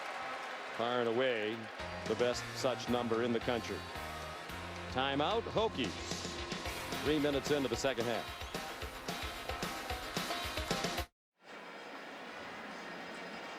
The DirecTV Drive to the National Championship bus is with us here in Atlanta. We'll be traveling across the country all season long, following the biggest stories in college football. Its final stop, of course, is the Vizio BCS National Championship game at the Rose Bowl on January 6th. And this, the last season of the BCS era, which began in 1998.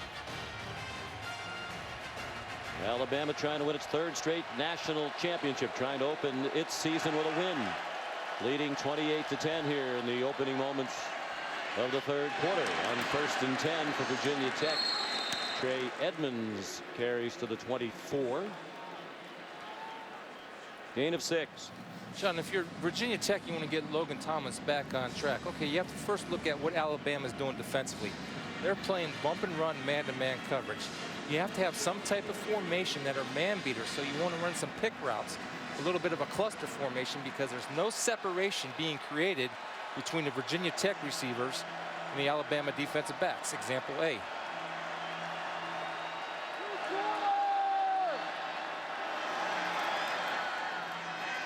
Thomas Looked like he was trying to take it back from Edmonds, and Edmonds wasn't going to let him keep it. And it's a loss of 3.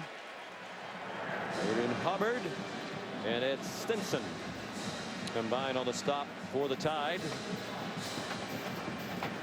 Caught up a little bit in the land of confusion. Just to be safe, let me hold on to it. 3rd down and 5. They're just 2 out of 9 on 3rd down tonight. You see that tough man-to-man across the board. 38 combined points, only 10 combined first downs, and Thomas threw a sinker low and away. You know, you're exactly right. He did throw a sinker low and away. But in fairness to Logan Thomas, there's nobody to throw the ball to. Everybody's covered. Saw Jonathan McLaughlin, the left tackle there, the true freshman in his first game. Looked like he had a pretty good hold of the face mask of Adrian Hubbard on the rush. He's done a nice job, though. He's holding his own tonight. Christian Jones done a great job. Might be the National Player of the Week with punt return and a kickoff return for a touchdown. Hughes handled the low snap. Short punt, great bounce. But it came right up into the numbers of Jones. And he's to the 46-yard line, adding to his good night. Chuck Clark made the tackle for the Hokies. 48-yard punt, 16-yard return. Number 1 Bama by 18. The 2013 Chick-Fil-A Kickoff Game is presented by Hampton Hotels. Feel the Hamptonality. And in part by Dick's Sporting Goods. Every season starts at Dick's. And Windows Phone. Meet the 41-megapixel Windows Phone Nokia Lumina 1020.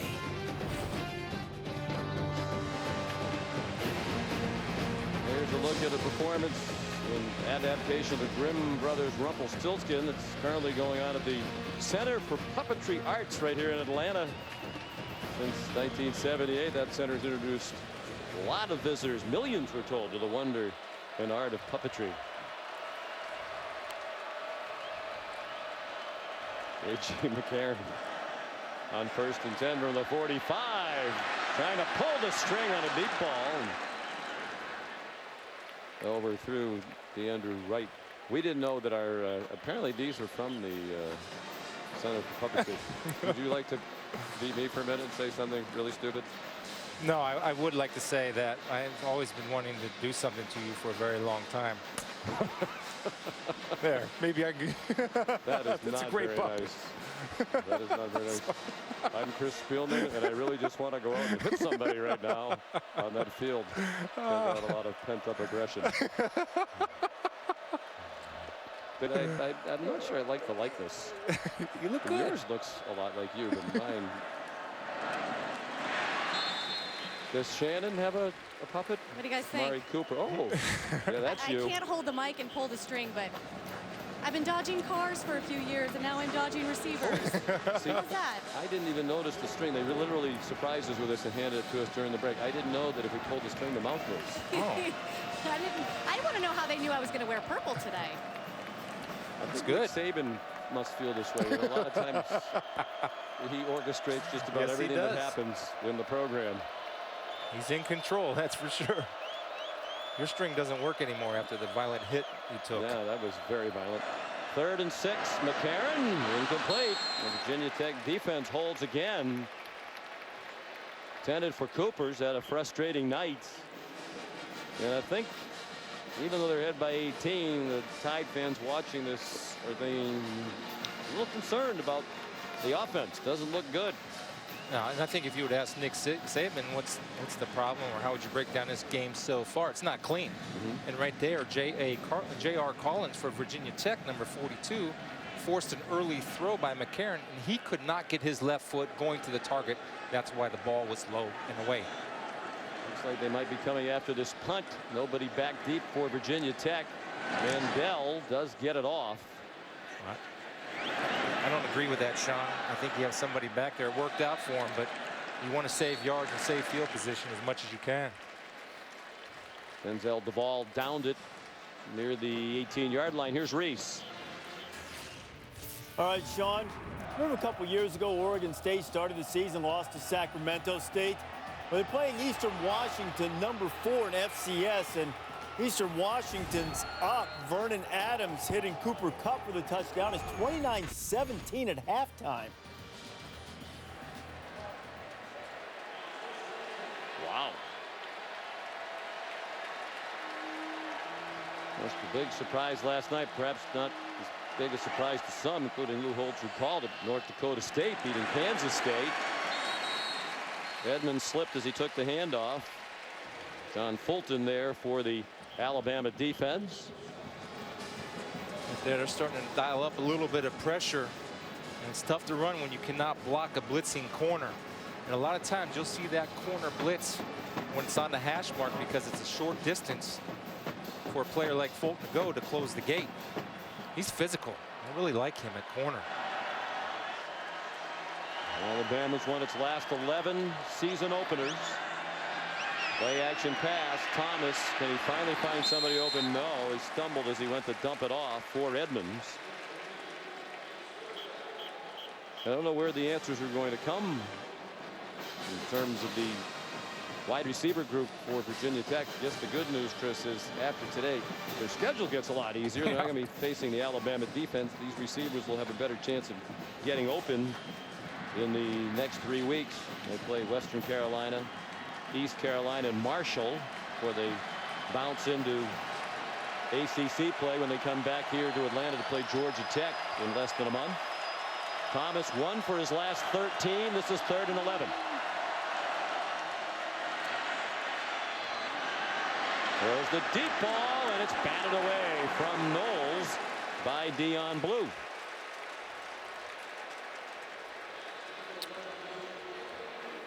It's the same story. There's no separation being created by the Virginia Tech wide receivers, and actually a ball that maybe could have been caught.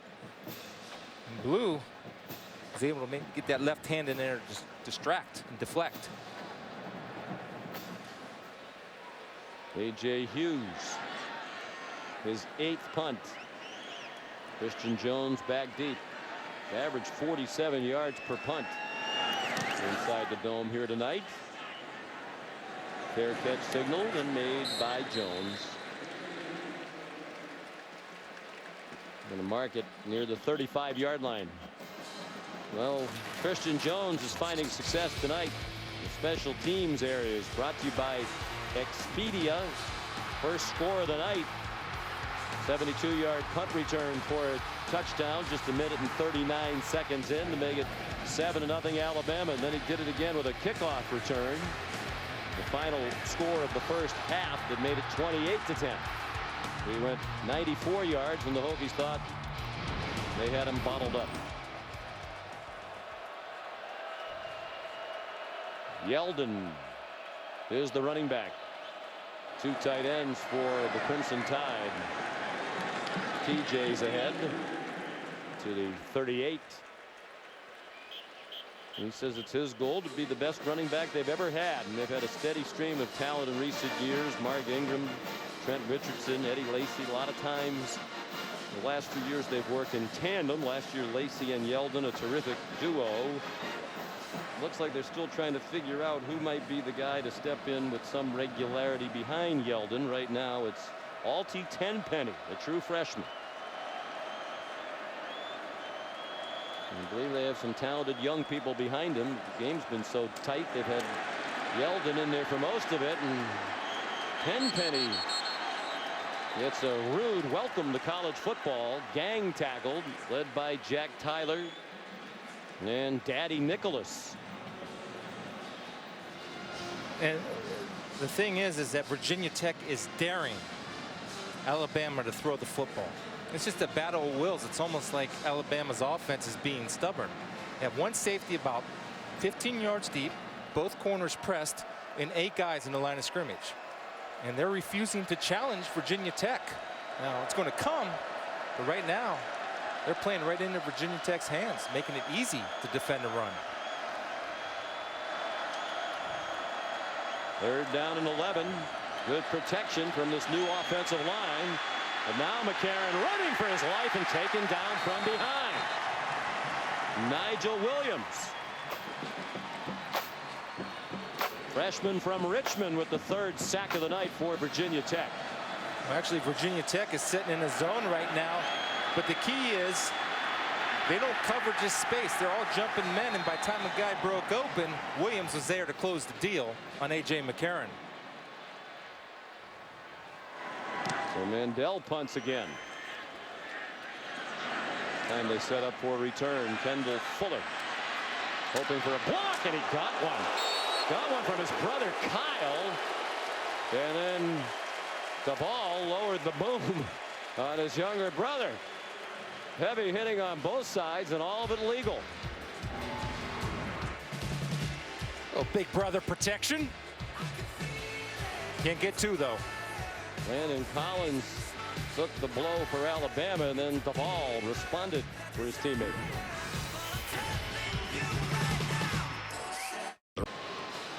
Dick's Sporting Goods Kickoff Week continues tonight on ESPN, an SEC Big 12 matchup. LSU and TCU, the Tigers and Horned Frogs college football primetime. Presented by Hampton Hotels tonight at 9 on ESPN. Also live on Watch ESPN. One of the great inventions of this or any time in the history of mankind. I agree. I think that's going to be a good game. I really do. I think TCU is going to be ready. Sniping back and forth in the press. I like that. Between the two schools already. Should be a spirited battle. Two schools that play great defense every year. Trey Edmonds back to the line, wrapped up by Jeffrey Pagan. Here's Shannon Spake.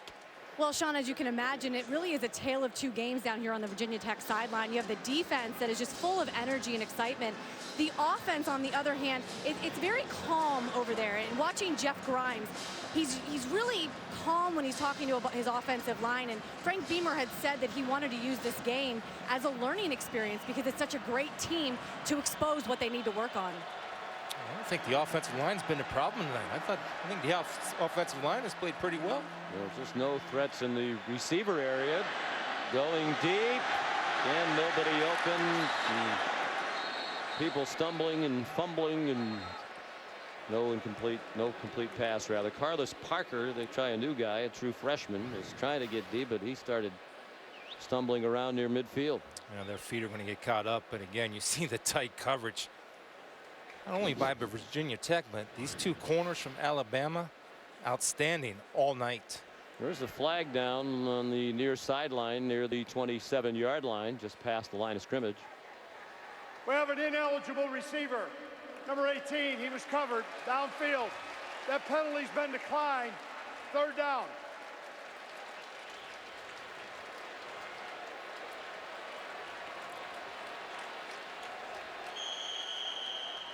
Again, 3rd and 10, Sean. If they line up man-to-man, you have to run some type of crossing route or pick routes. I have yet to see that. We saw that bunch formation in the first half.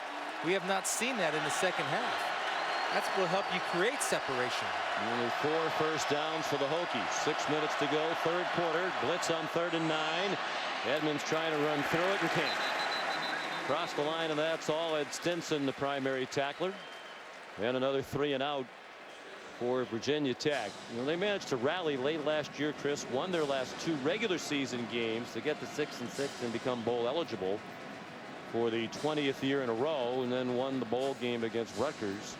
They had only 196 yards of offense and 13 points in an overtime win in the bowl game. They averaged 18.5 points per game their last 6 games last year. In a prolonged struggle, here's Christian Jones running the punt across midfield, swung down by Chuck Clark.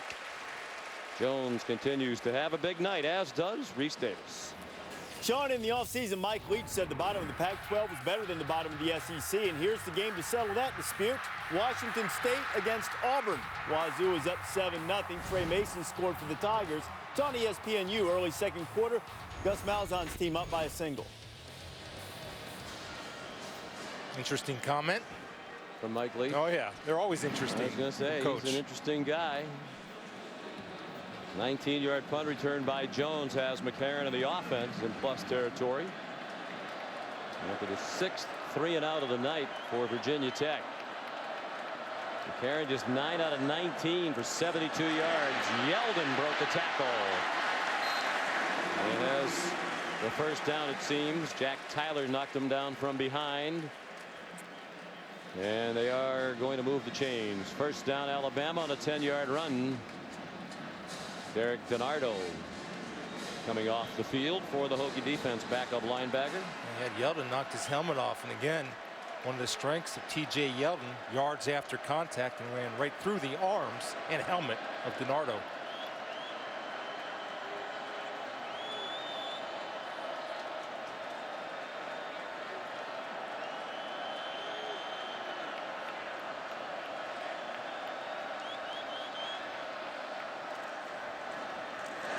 Yeldon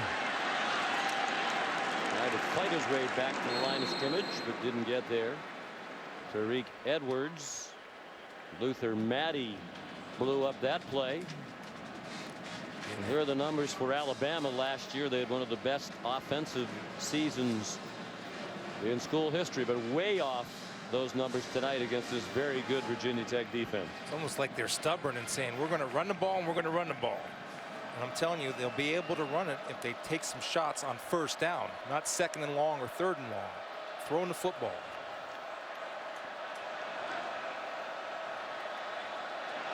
Alabama last year set the school record for points scored in the season and for offensive touchdowns. Cooper, beautiful throw by McCarron, but Amari couldn't hang on. Feathered it in there nicely. Did the senior quarterback. Kyle Fuller again in on the stop with help from the safety Dietrich Bonner. Kyle Fuller's making a name for himself. First of all, the athleticism with the hip flip, getting the arm right and raking the arms, then taking a shot from his own guy and Dietrich Bonner. Just the discipline to play the receiver, trust your training, and when the hands go up, take your right arm and swat the arms of the receiver. I can't say enough about the kid, both guys.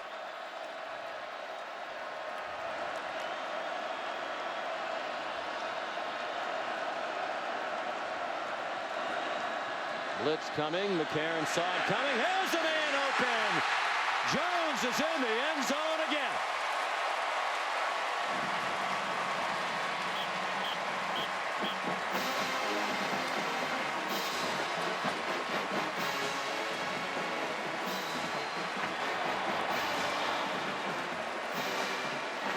His third touchdown of the night, his first on offense. And if he's not the National Player of the Week, Chris, there must be somebody else somewhere else doing something very special. He's been Alabama's offense tonight. Cade Foster for the extra point, trying to make it 35-10. Christian Jones, a punt return for a touchdown, a kickoff return for a touchdown, and now a TD reception of 38 yards.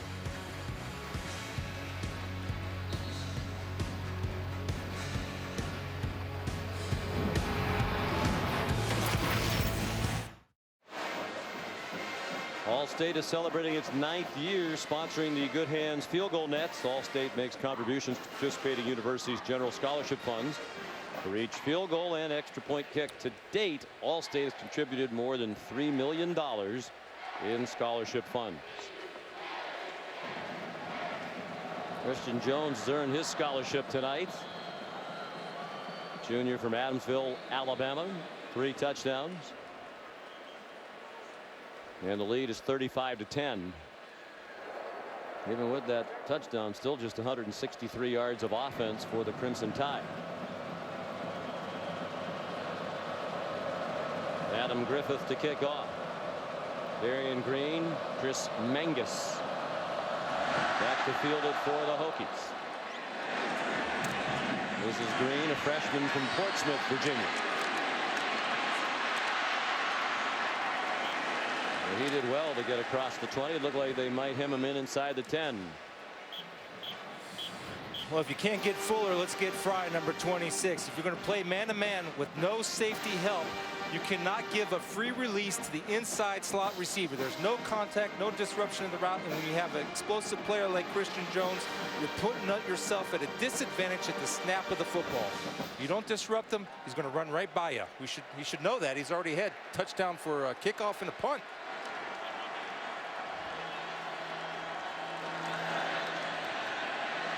Logan Thomas flagged down. He takes off running. Has the first down if it stands. It looked like there was some movement on the Virginia Tech side.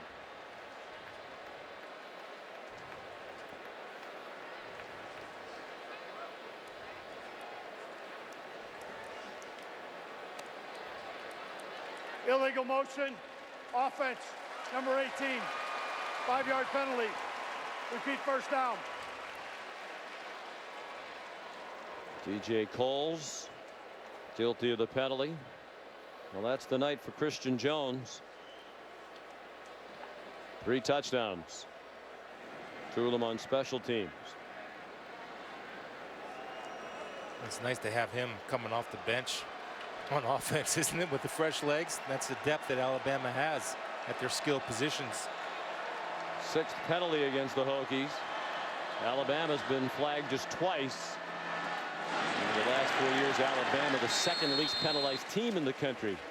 So good in so many areas, including those that involve discipline. Ashawn Robinson and Brandon Ivory put a pretty good pop on Edmonds. Only Navy has been penalized less over the last 4 years than Alabama. Alabama doesn't turn it over. Last 54 games, Chris, entering tonight, 53 turnovers, fewer than a turnover per game. The only team in the country that can make that claim over the last 4 years. When you don't turn it over, you're not penalized, you're going to win. Nice throw. One of the few times tonight a man open. It's Joshua Stanford, highly touted freshman, with his first catch out of Mississauga, Ontario, just outside Toronto. 16-yard gain. Well, this is what Logan Thomas is capable of. Again, knowing where the receivers are and able to dump it over a corner's head and in between a phrase safety. That's what he's capable of doing. The problem is, I don't know if he has the skill around him to do that on a consistent basis. At least we haven't seen it tonight. 2nd career catch for Stanford. He played last year against Austin Peay. Had a catch, had a knee injury, missed the rest of the year, given a medical red shirt. Edmonds ahead to the 44-yard line, 3 yards shy of the marker. We're under 2 minutes to go now in the 3rd quarter, and Alabama leads by 25. Just a note there on Edmonds. C.J. Mosley had him dead to rights in the hole. C.J.'s an All-American linebacker. Edmonds threw the spin move on him. C.J. throw a no-hitter. Edmonds up to 132 yards rushing. They have just 197 yards of total offense. Thomas kept it. C.J. Mosley wrapped him up right at the line of scrimmage.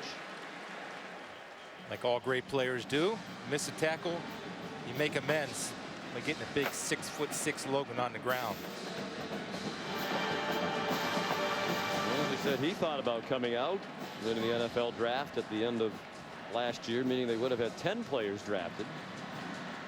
Decided to come back for a chance to win one more national championship, make history by helping his team win a 3rd in a row. A solid player, equally talented against the run and the pass. Nick Saban hoping he'll step it up even more in the leadership area with this defense. Blitz. Thomas got it off, and it might be a first down. Dimitri Knowles tackled immediately by Mosley. They're going to give him the spot, and a first down for the Hokies with a half minute to go in the quarter. Well, that's exactly what we've been asking them to do, is to get in that bunch formation to beat the man and run crossing routes to pick off the defenders. And they're able to convert the first down. Good call by Scott Leffler. Leffler, the offensive coordinator, raves about Logan Thomas. Said he's improved in the last 8 months more than any quarterback that he's ever been around. Leffler's been around guys like Tom Brady when he was at Michigan, and Chad Henne, Tim Tebow when he was at Florida. Up for grabs it goes, and it's incomplete. In the direction of Dimitri Knowles. Dion Blue had a better chance on the last play of the 3rd quarter. This one touchdown in the quarter was scored by Alabama by Christian Jones. His third of the night. And the first touchdown pass of the night for A.J. McCarron, the senior from Mobile. We'll be back with the fourth quarter from Atlanta right after this.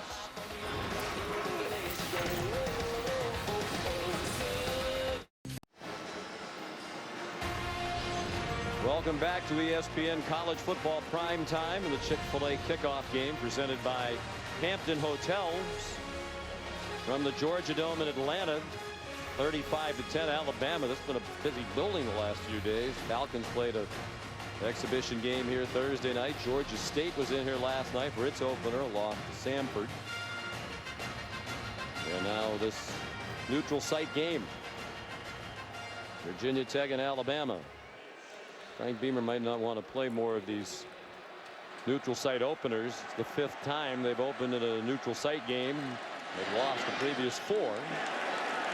First play of the fourth quarter is Trey Edmonds getting spilled by Denzel DeBall right at the line of scrimmage. Third down and 10. Sean, what's the message so far after 3 quarters that Alabama's given you? I think the offensive line has a little work to do to become cohesive. You know, they did try to mix and match a little bit, try some players at different spots. I think as they settle in on this unit and give it more time, they clearly have talent. But Doug Nussmeier said he was worried about the communication, both verbal and nonverbal, along that offensive line. Thomas has time, too high, looking for Joshua Stanford. Clinton Dix had a chance for an interception. Well, first of all, it starts with good protection, but we talked about C.J. Mosley being smart on the run and the pass. He gets enough depth and he forces the high throw by Logan Thomas by being in a proper position and underneath the crossing route. That's a smart linebacker, understanding down and distance. And to answer the rest of your question, there's Jones again. He's touched the ball 7 times tonight and has 3 touchdowns. Short punt by A.J. Hughes, got a good bounce. I think part of it for the Alabama offense is that they're playing against a very good defensive team and a very well coached defensive team.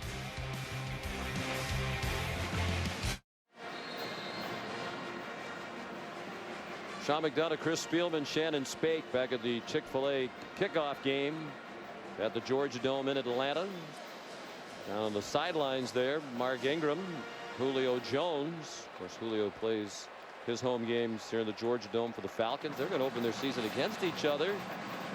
Falcons and the Saints a week from tomorrow in New Orleans. Mark Ingram, those traps out of your ears. Nobody can't hear what anybody's saying. In the stands tonight, 73,114, a sellout. DJ Yeldon. Banged out of bounds near the 25. Here's Reese Davis. John, time for SportsCenter right now, brought to you by Ally Bank. Patriots released Tim Tebow. Tim struggled for much of the preseason.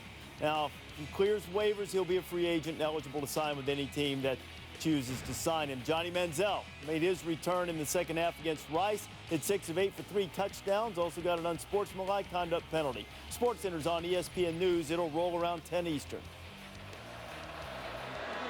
We look forward to it. Might say it was a signature win for Texas A&M today, or you might not. Yeldon finally getting some running room. Possible this defense would be getting a bit tired. Tyrell Wilson made the stop, a gain of 8. They're playing a lot of plays. See the offense of Virginia Tech, the only thing that they provided was a lot of 3 and outs for this defense. Do you think, given what happened with Johnny Manziel, the credibility of the NCAA, at least as a disciplinary organization, is now at just about an all-time low? I can't imagine how it could be any lower. Well, I think a lot of people would think that. Again, I'm not privy to all everything else. Yeah, and you know, it certainly looks like he's guilty, but if you know, you got to trust what they say and what they find. They have all the information. You know, you got to remember, too, that the NCAA is the rule enforcers. They don't make the law. They just enforce the law. Interesting point. What would you tell Johnny if you were his coach? I would do what our colleague Bill Curry would do, or Herm Edwards. I'd bring him in the office and say, tell me the truth. Did you skip money for signing these autographs? And if you did, then we got to protect the players on this team that didn't break the rules, and you have to sit out. McCarron's pass juggled and incomplete. We're getting some of the young people in. The previous carry was by Derrick Henry, considered the top running back recruit in the country out of Florida, and then that was intended for O.J. Howard, who's a true freshman tight end and another 5-star recruit in this loaded true freshman class for Alabama. Yeah, in about another 6 games, O.J. Howard will bring that in. And a point to make right there is the efficiency and the accuracy of A.J. McCarron throwing the deep ball. He's outstanding. Completed 65% or 20 yards or more last year. And he'll be on pace to do that again this year.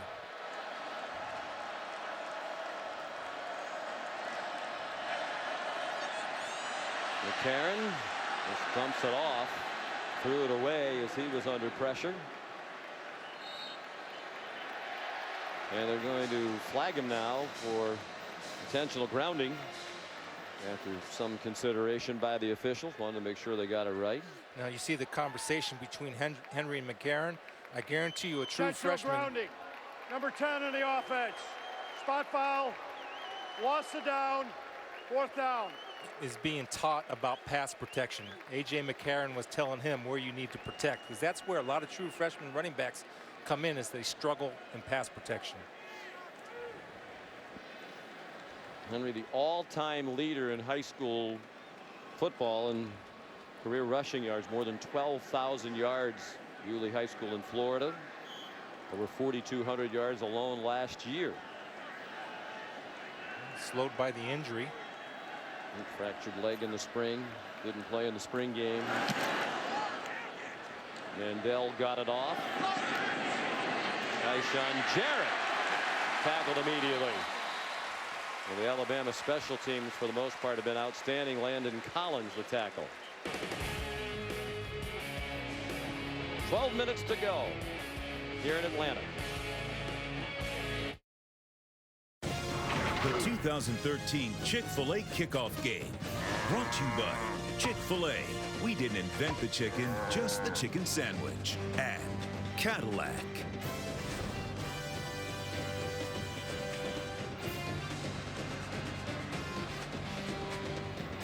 Strong defensive performance to open the season for Alabama. They've allowed just the 1 touchdown on the long run, 78 yards by Trey Edmonds.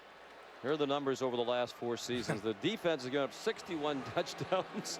That is 31 fewer than any other team in the country. There's some great defenses on that graphic beyond Alabama. That is a remarkable number. Defense puts heat on Logan Thomas, who's looking for DJ Coles. DJ Coles was looking to get hit and took his eye off the ball. That's the 2nd time tonight. And that ball was right there, right on target. They really have to address that receiver position if they want to compete for an ACC title. They really have to address it, because it's bad right now.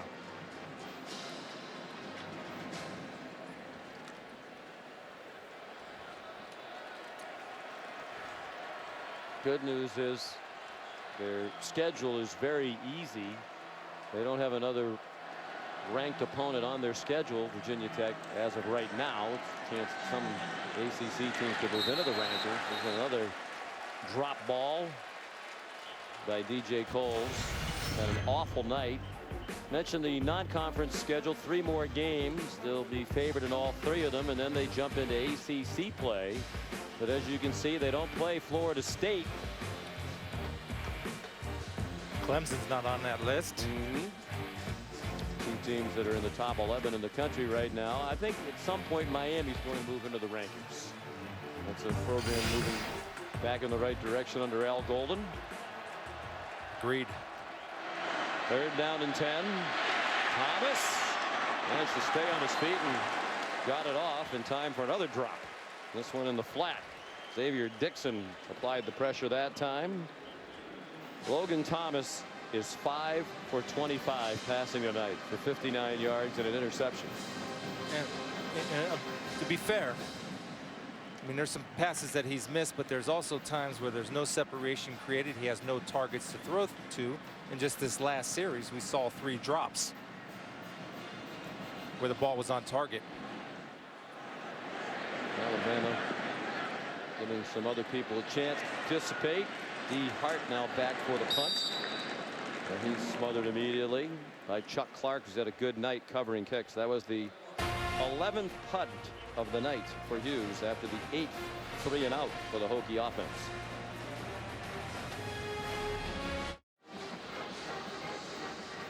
Only 2 races left until the chase begins. Jimmy Johnson's trying to maintain his lead on the field. The competition is right down the road this weekend at the Atlanta Motor Speedway NASCAR Sprint Cup Series at Atlanta tomorrow night, 7 Eastern on ESPN, also live on Watch ESPN. NASCAR legend Shannon Spake, part of our broadcast team tonight. Delighted to welcome her to our team this year. And Derrick Henry stopped at the line of scrimmage at Shannon, and these 2 coaches, we have a couple of men who love them some NASCAR. That's right, Sean. I mean, you really can't walk 5 feet in the NASCAR garage without running into a fan of either Virginia Tech or Alabama. And Frank Beamer, Nick Saban, they share the appreciation of the sport. Coach Beamer has been to many races. He's been in the pace car. Nick Saban has also been to Talladega. A.J. McCarron drove the pace car at Talladega. And some of the guys, I know they wanted to come out here and come to the game, but because of practice schedules, were not able to make it. But you know that they are watching over there at the Atlanta Motor Speedway. Shannon's done a great job. She's usually used to talking when in the background. Intended for Ramari Cooper is the pass by A.J. McCarron. It's a little frustrating for Amari Cooper tonight. Had a few drops, and to be honest with you, you have a pest in a good way like Kyle Fuller all over you. They have some work to do on the practice field. And we talked about the Virginia Tech wide receivers. The wide receivers from Alabama haven't exactly created a lot of separation themselves this evening, and that's a vulnerability. Playing against a good secondary, but there has been a lot of talk in this preseason that this Alabama receiving group might be the deepest and most talented they've ever had. D. Hart on the draw. He got stood up by Kyle Fuller, who's been tremendous tonight for the Hokies. This defense is still just giving up 166 yards of offense to Alabama. A lot of talk about the targeting rule. Well, this is how not to target. Head up, wrap up, and stay off the opponent's head. You'll never get a penalty called against you. That's just excellent form tackling. And again, Kyle Fuller showing his toughness at the corner position. He's been outstanding tonight. That's my new favorite player on defense, at least for this week.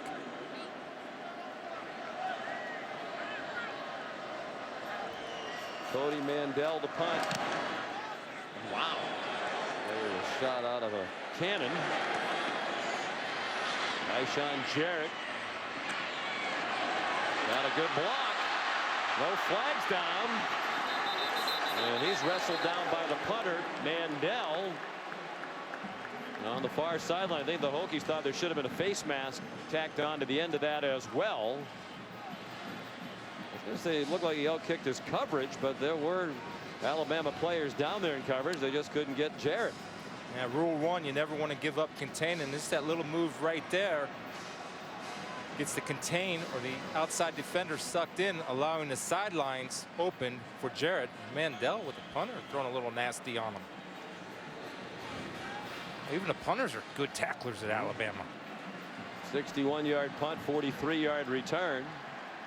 Excellent field position for the Hokies, down by 25 with under 10 minutes to go. Pistol now for Thomas. Blitz off the corner. And Edmonds ahead. He's getting plenty of work in his first college game. Just 20th carry of the night for 132 yards and that long touchdown. You know what I wouldn't mind seeing from Virginia Tech? Maybe to go a little bit of tempo or hurry up. Again, just to get work and reps in against a fine defense. And if you're holding on any hope at all of winning the game, you gotta go. Still time would be borderline miraculous, but stranger things have happened. under center for one of the few times. Thomas steps into the throw, and it's dropped by Knowles. Wow. I mean, Thomas is going to have one of the worst statistical nights you could ever see at this level for a quarterback. 5 for 26. But when you watch this receiving core, it's not all that surprising. And as you said, it's not that he's been outstanding, but he's certainly been a lot better than those numbers would suggest. I think he's doing a pretty darn good job, because he's thrown a lot of catchable balls, and frankly his teammates have let him down. 3rd down and 9. 4-man rush, and they get there. Thomas, so strong, managed to stay on his feet for a while. He battled all the way to the end of that play. Xavier Dixon, primary man involved in the first sack of the night for Alabama. Yeah, you see big Xavier Dixon doing a flip over Logan Thomas, and testimony to the strength, the lower body of Logan Thomas, doing his best Ben Roethlisberger impersonation. He's going to be okay. I think Logan Thomas is loaded with potential. He just has to live to it, and I think he's getting closer to living that potential that led to his projection of the #1 draft pick last year, before the start of last year. The 12th punt of the night for A.J. Hughes. Down by Tyler at the 10. Here's Reese. Sean, on ESPNU, Washington State and Auburn are going back and forth. This is Corey Grant of Auburn. I'm sure that name is familiar to Alabama people, because he is the Alabama transfer to Auburn. Corey Grant scoring the touchdown. Tigers on top, 22-21. Harris, thank you. New quarterback now for Alabama, Blake Sims. A bit of competition in the preseason to see who would be the backup. Sims won it. Limited playing time behind McCarron last year. More of a running threat than McCarron.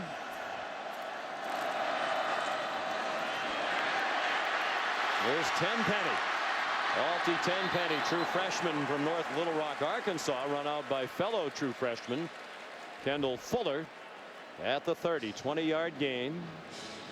And Chris, not a big night statistically for A.J. McCarron, who's been billed as a Heisman Trophy candidate, and understandably so, with his resume entering the season. Just 10 for 23 for a touchdown and an interception.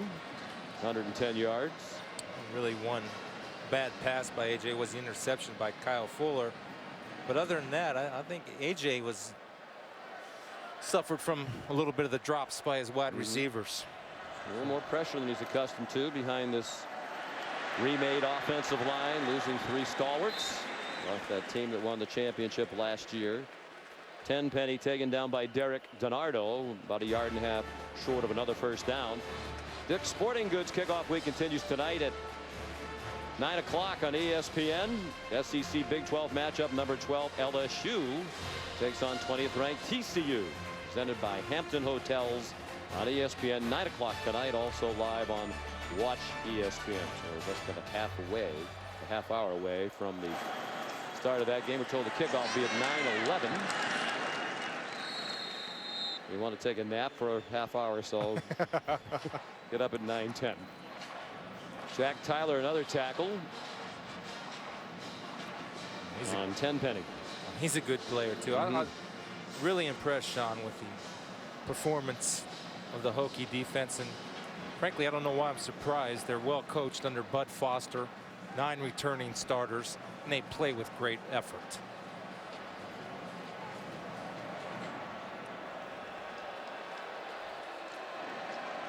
Third down and 1. The Hart slices across the left side of the line to the 44 for another first down.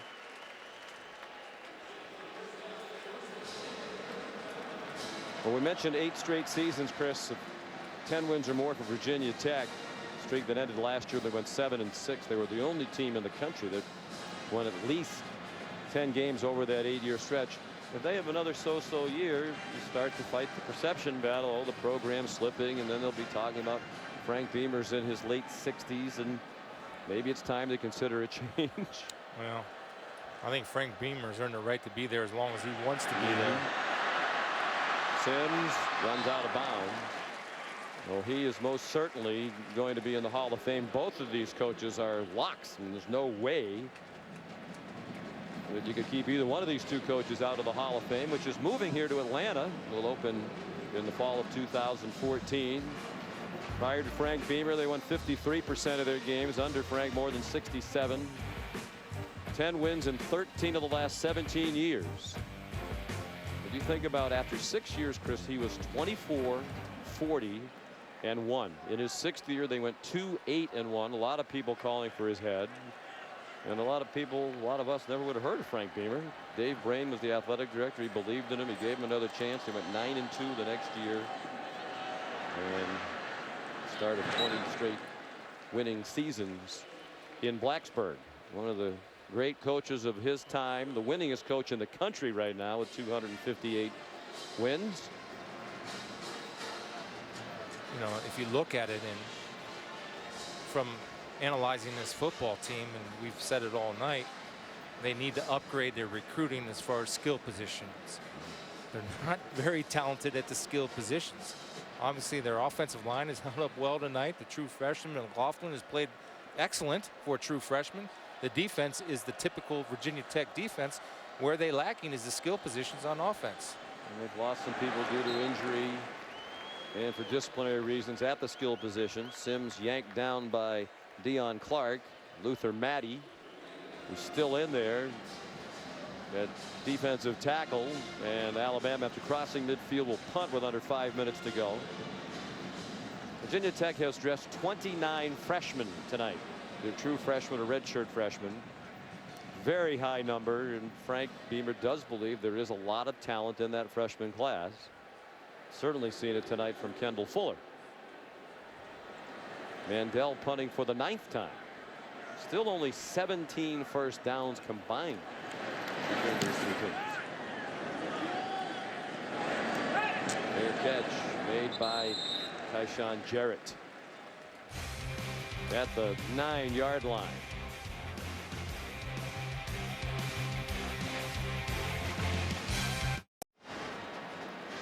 Back at the Chick-fil-A kickoff game, and we remind you there's plenty more great college football action on ESPN, including Monday night from Heinz Field. A big part of Dick's Sporting Goods kickoff week is Florida State and Pittsburgh as the Panthers make their ACC debut against the 11th ranked Seminoles. Monday night at 8 on ESPN, also live on Watch ESPN.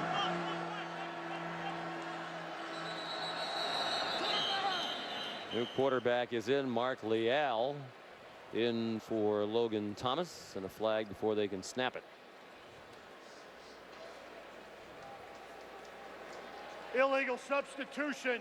Defense 12 men in position. 5-yard penalty. Still first down. You know, they're good enough with 11. You don't have to cheat like that. You know, you think about it, Sean, besides that 178-yard run, this defense has been very, very good, and as good as advertised coming into this game, especially in the back end. I'm really impressed with the corner position, which Nick had a little bit of question about, and see how the guys would respond, and I would say they passed the test with flying colors tonight. The offensive line and defensive backfield seem to be the two biggest questions. There's Leal, Jr., Green Acres, Florida. Chris Mangus carries. Here's the busiest man this weekend in college football, Reese Davis, back in the studio. Reese. It is a labor of love, Sean. Georgia and Clemson on ABC. Taj Boyd just put the Tigers up 7-0. First play after that from scrimmage for the Dogs. There goes Gurley. Todd Gurley, 75 yards. He houses it. 7-7 Dogs and Tigers. Still fairly early in the first on ABC. Thank you, Reese. Reese did the play-by-play of the big game Thursday night. South Carolina, obviously in the studio tonight. Very astute observation on my part. And he'll be doing the play-by-play for the game we just mentioned, Florida State and Pittsburgh, Monday night. A man of great endurance. Yes, but he has to live up to that enormous paycheck. Here's a look at tonight's Good Hands play, brought to you by Allstate. Why wouldn't it be Christian Jones? After a couple of special teams touchdowns, a punt return, the kickoff return for a touchdown. He caught a touchdown pass of 38 yards from A.J. McCarron. Good hands play brought to you by Allstate. 7 touches, 3 of them taken to the end zone by Jones, the junior. Leal hands it off.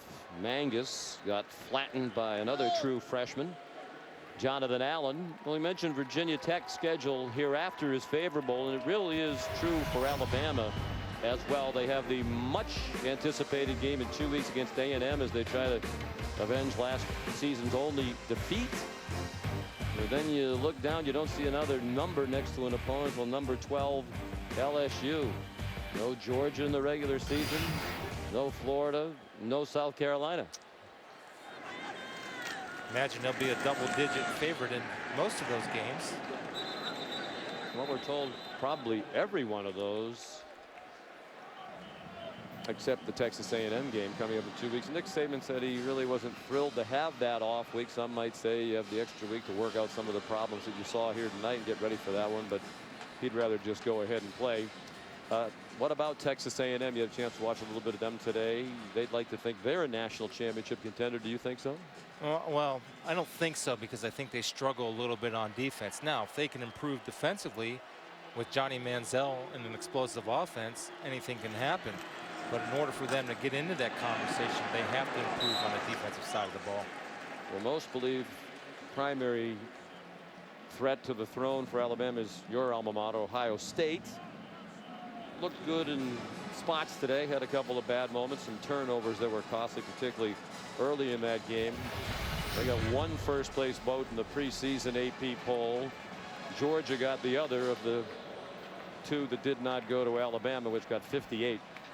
By the way, 5 times there's been a team that got 50 or more first-place votes in the AP preseason poll, and the team that got the 50 or more has not won the national championship once, so it's not necessarily a good omen.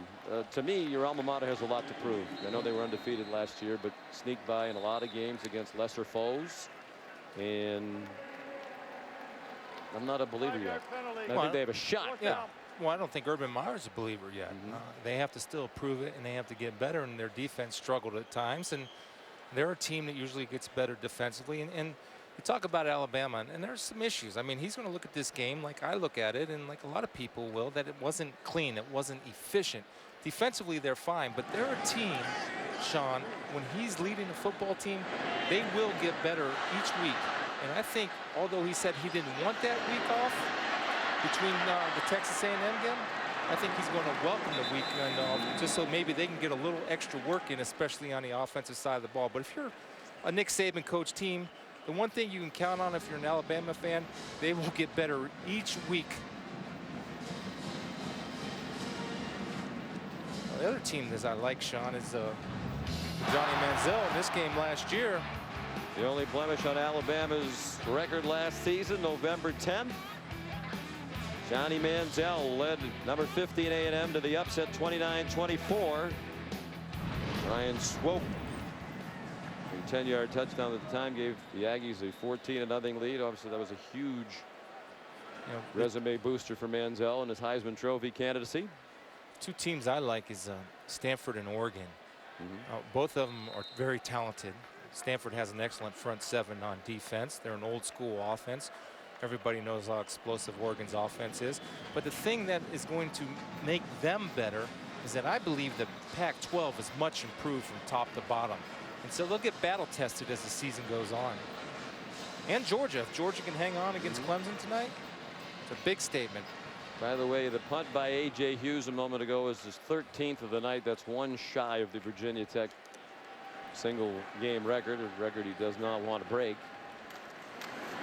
He has to punt again. It'll probably be right leg this time, because that left leg has to be just about worn out. Tenpenny will get the last touch of the night. And it's another season opening win for Alabama. 12th in a row for the Crimson Tide. They win 35-10 despite the fact they had just 207 yards of offense. They held Virginia Tech to 212, and 78 of those Hokie yards came on 1 play. Virginia Tech just 7 first downs. The offensive struggles of a year ago carrying over against the best team in the country. Frank Beamer says the best team that they've played in his 27 years as head coach in Blacksburg, and they've played a lot of good teams in that time. Here's Shannon Spade. Coach, I've heard you say that you feel people respond better when things go badly. If you look at the score, it looks like things went pretty well. How do you want your team to respond to this game? I think everybody's got to sort of look at the good things and try to build on those things. But I also think we got to be realistic about the things we need to do better. And we obviously left a lot on the field that we didn't do very well, which we need to improve on. And that's going to be the way we approach our players and teach our players. We've got to be technical in how we can get better. What are some of those things specifically you feel like you need to get better at? It all starts in the offensive line up front. We didn't protect very well. We didn't get a hat on the hat in the running game. We got too good of players and too good of skilled players on offense not to be able to be a little more explosive and a little more consistent. We had way too many negative plays. Special teams was good. Defense played pretty good except for one play. So, but every part of our team needs to get better. This tells us where we are, so now we know what we have to do to try to get better. As you get ready for A&M, what will be some of the things that you say to your players? Obviously, you just talked about what you need to work on, but what will you say to them to get them ready for that game? Well, I think the first thing, we have a bye week, so the first thing we need to do is focus on improving. All right, and, we're really trying to be a team that can dominate a game for 60 minutes in the game by the way we play, the effort that we give, the toughness that we play with, and I don't think we really did that tonight. So we've got plenty of things to improve on. Texas A&M is a good team, obviously, and we're going to have to do a great job of getting ready for them. Thank you, Coach. All right, thank you. 20 straight wins against non-conference foes now for Nick Saban and Alabama. Final score of this Chick-fil-A kickoff game, the Tide 35, Virginia Tech 10. Coming up next on ESPN, Dick's Sporting Goods Kickoff Week continues in just a few moments. The start of the game between LSU and TCU. So long from Atlanta. Let's send you back to the studio.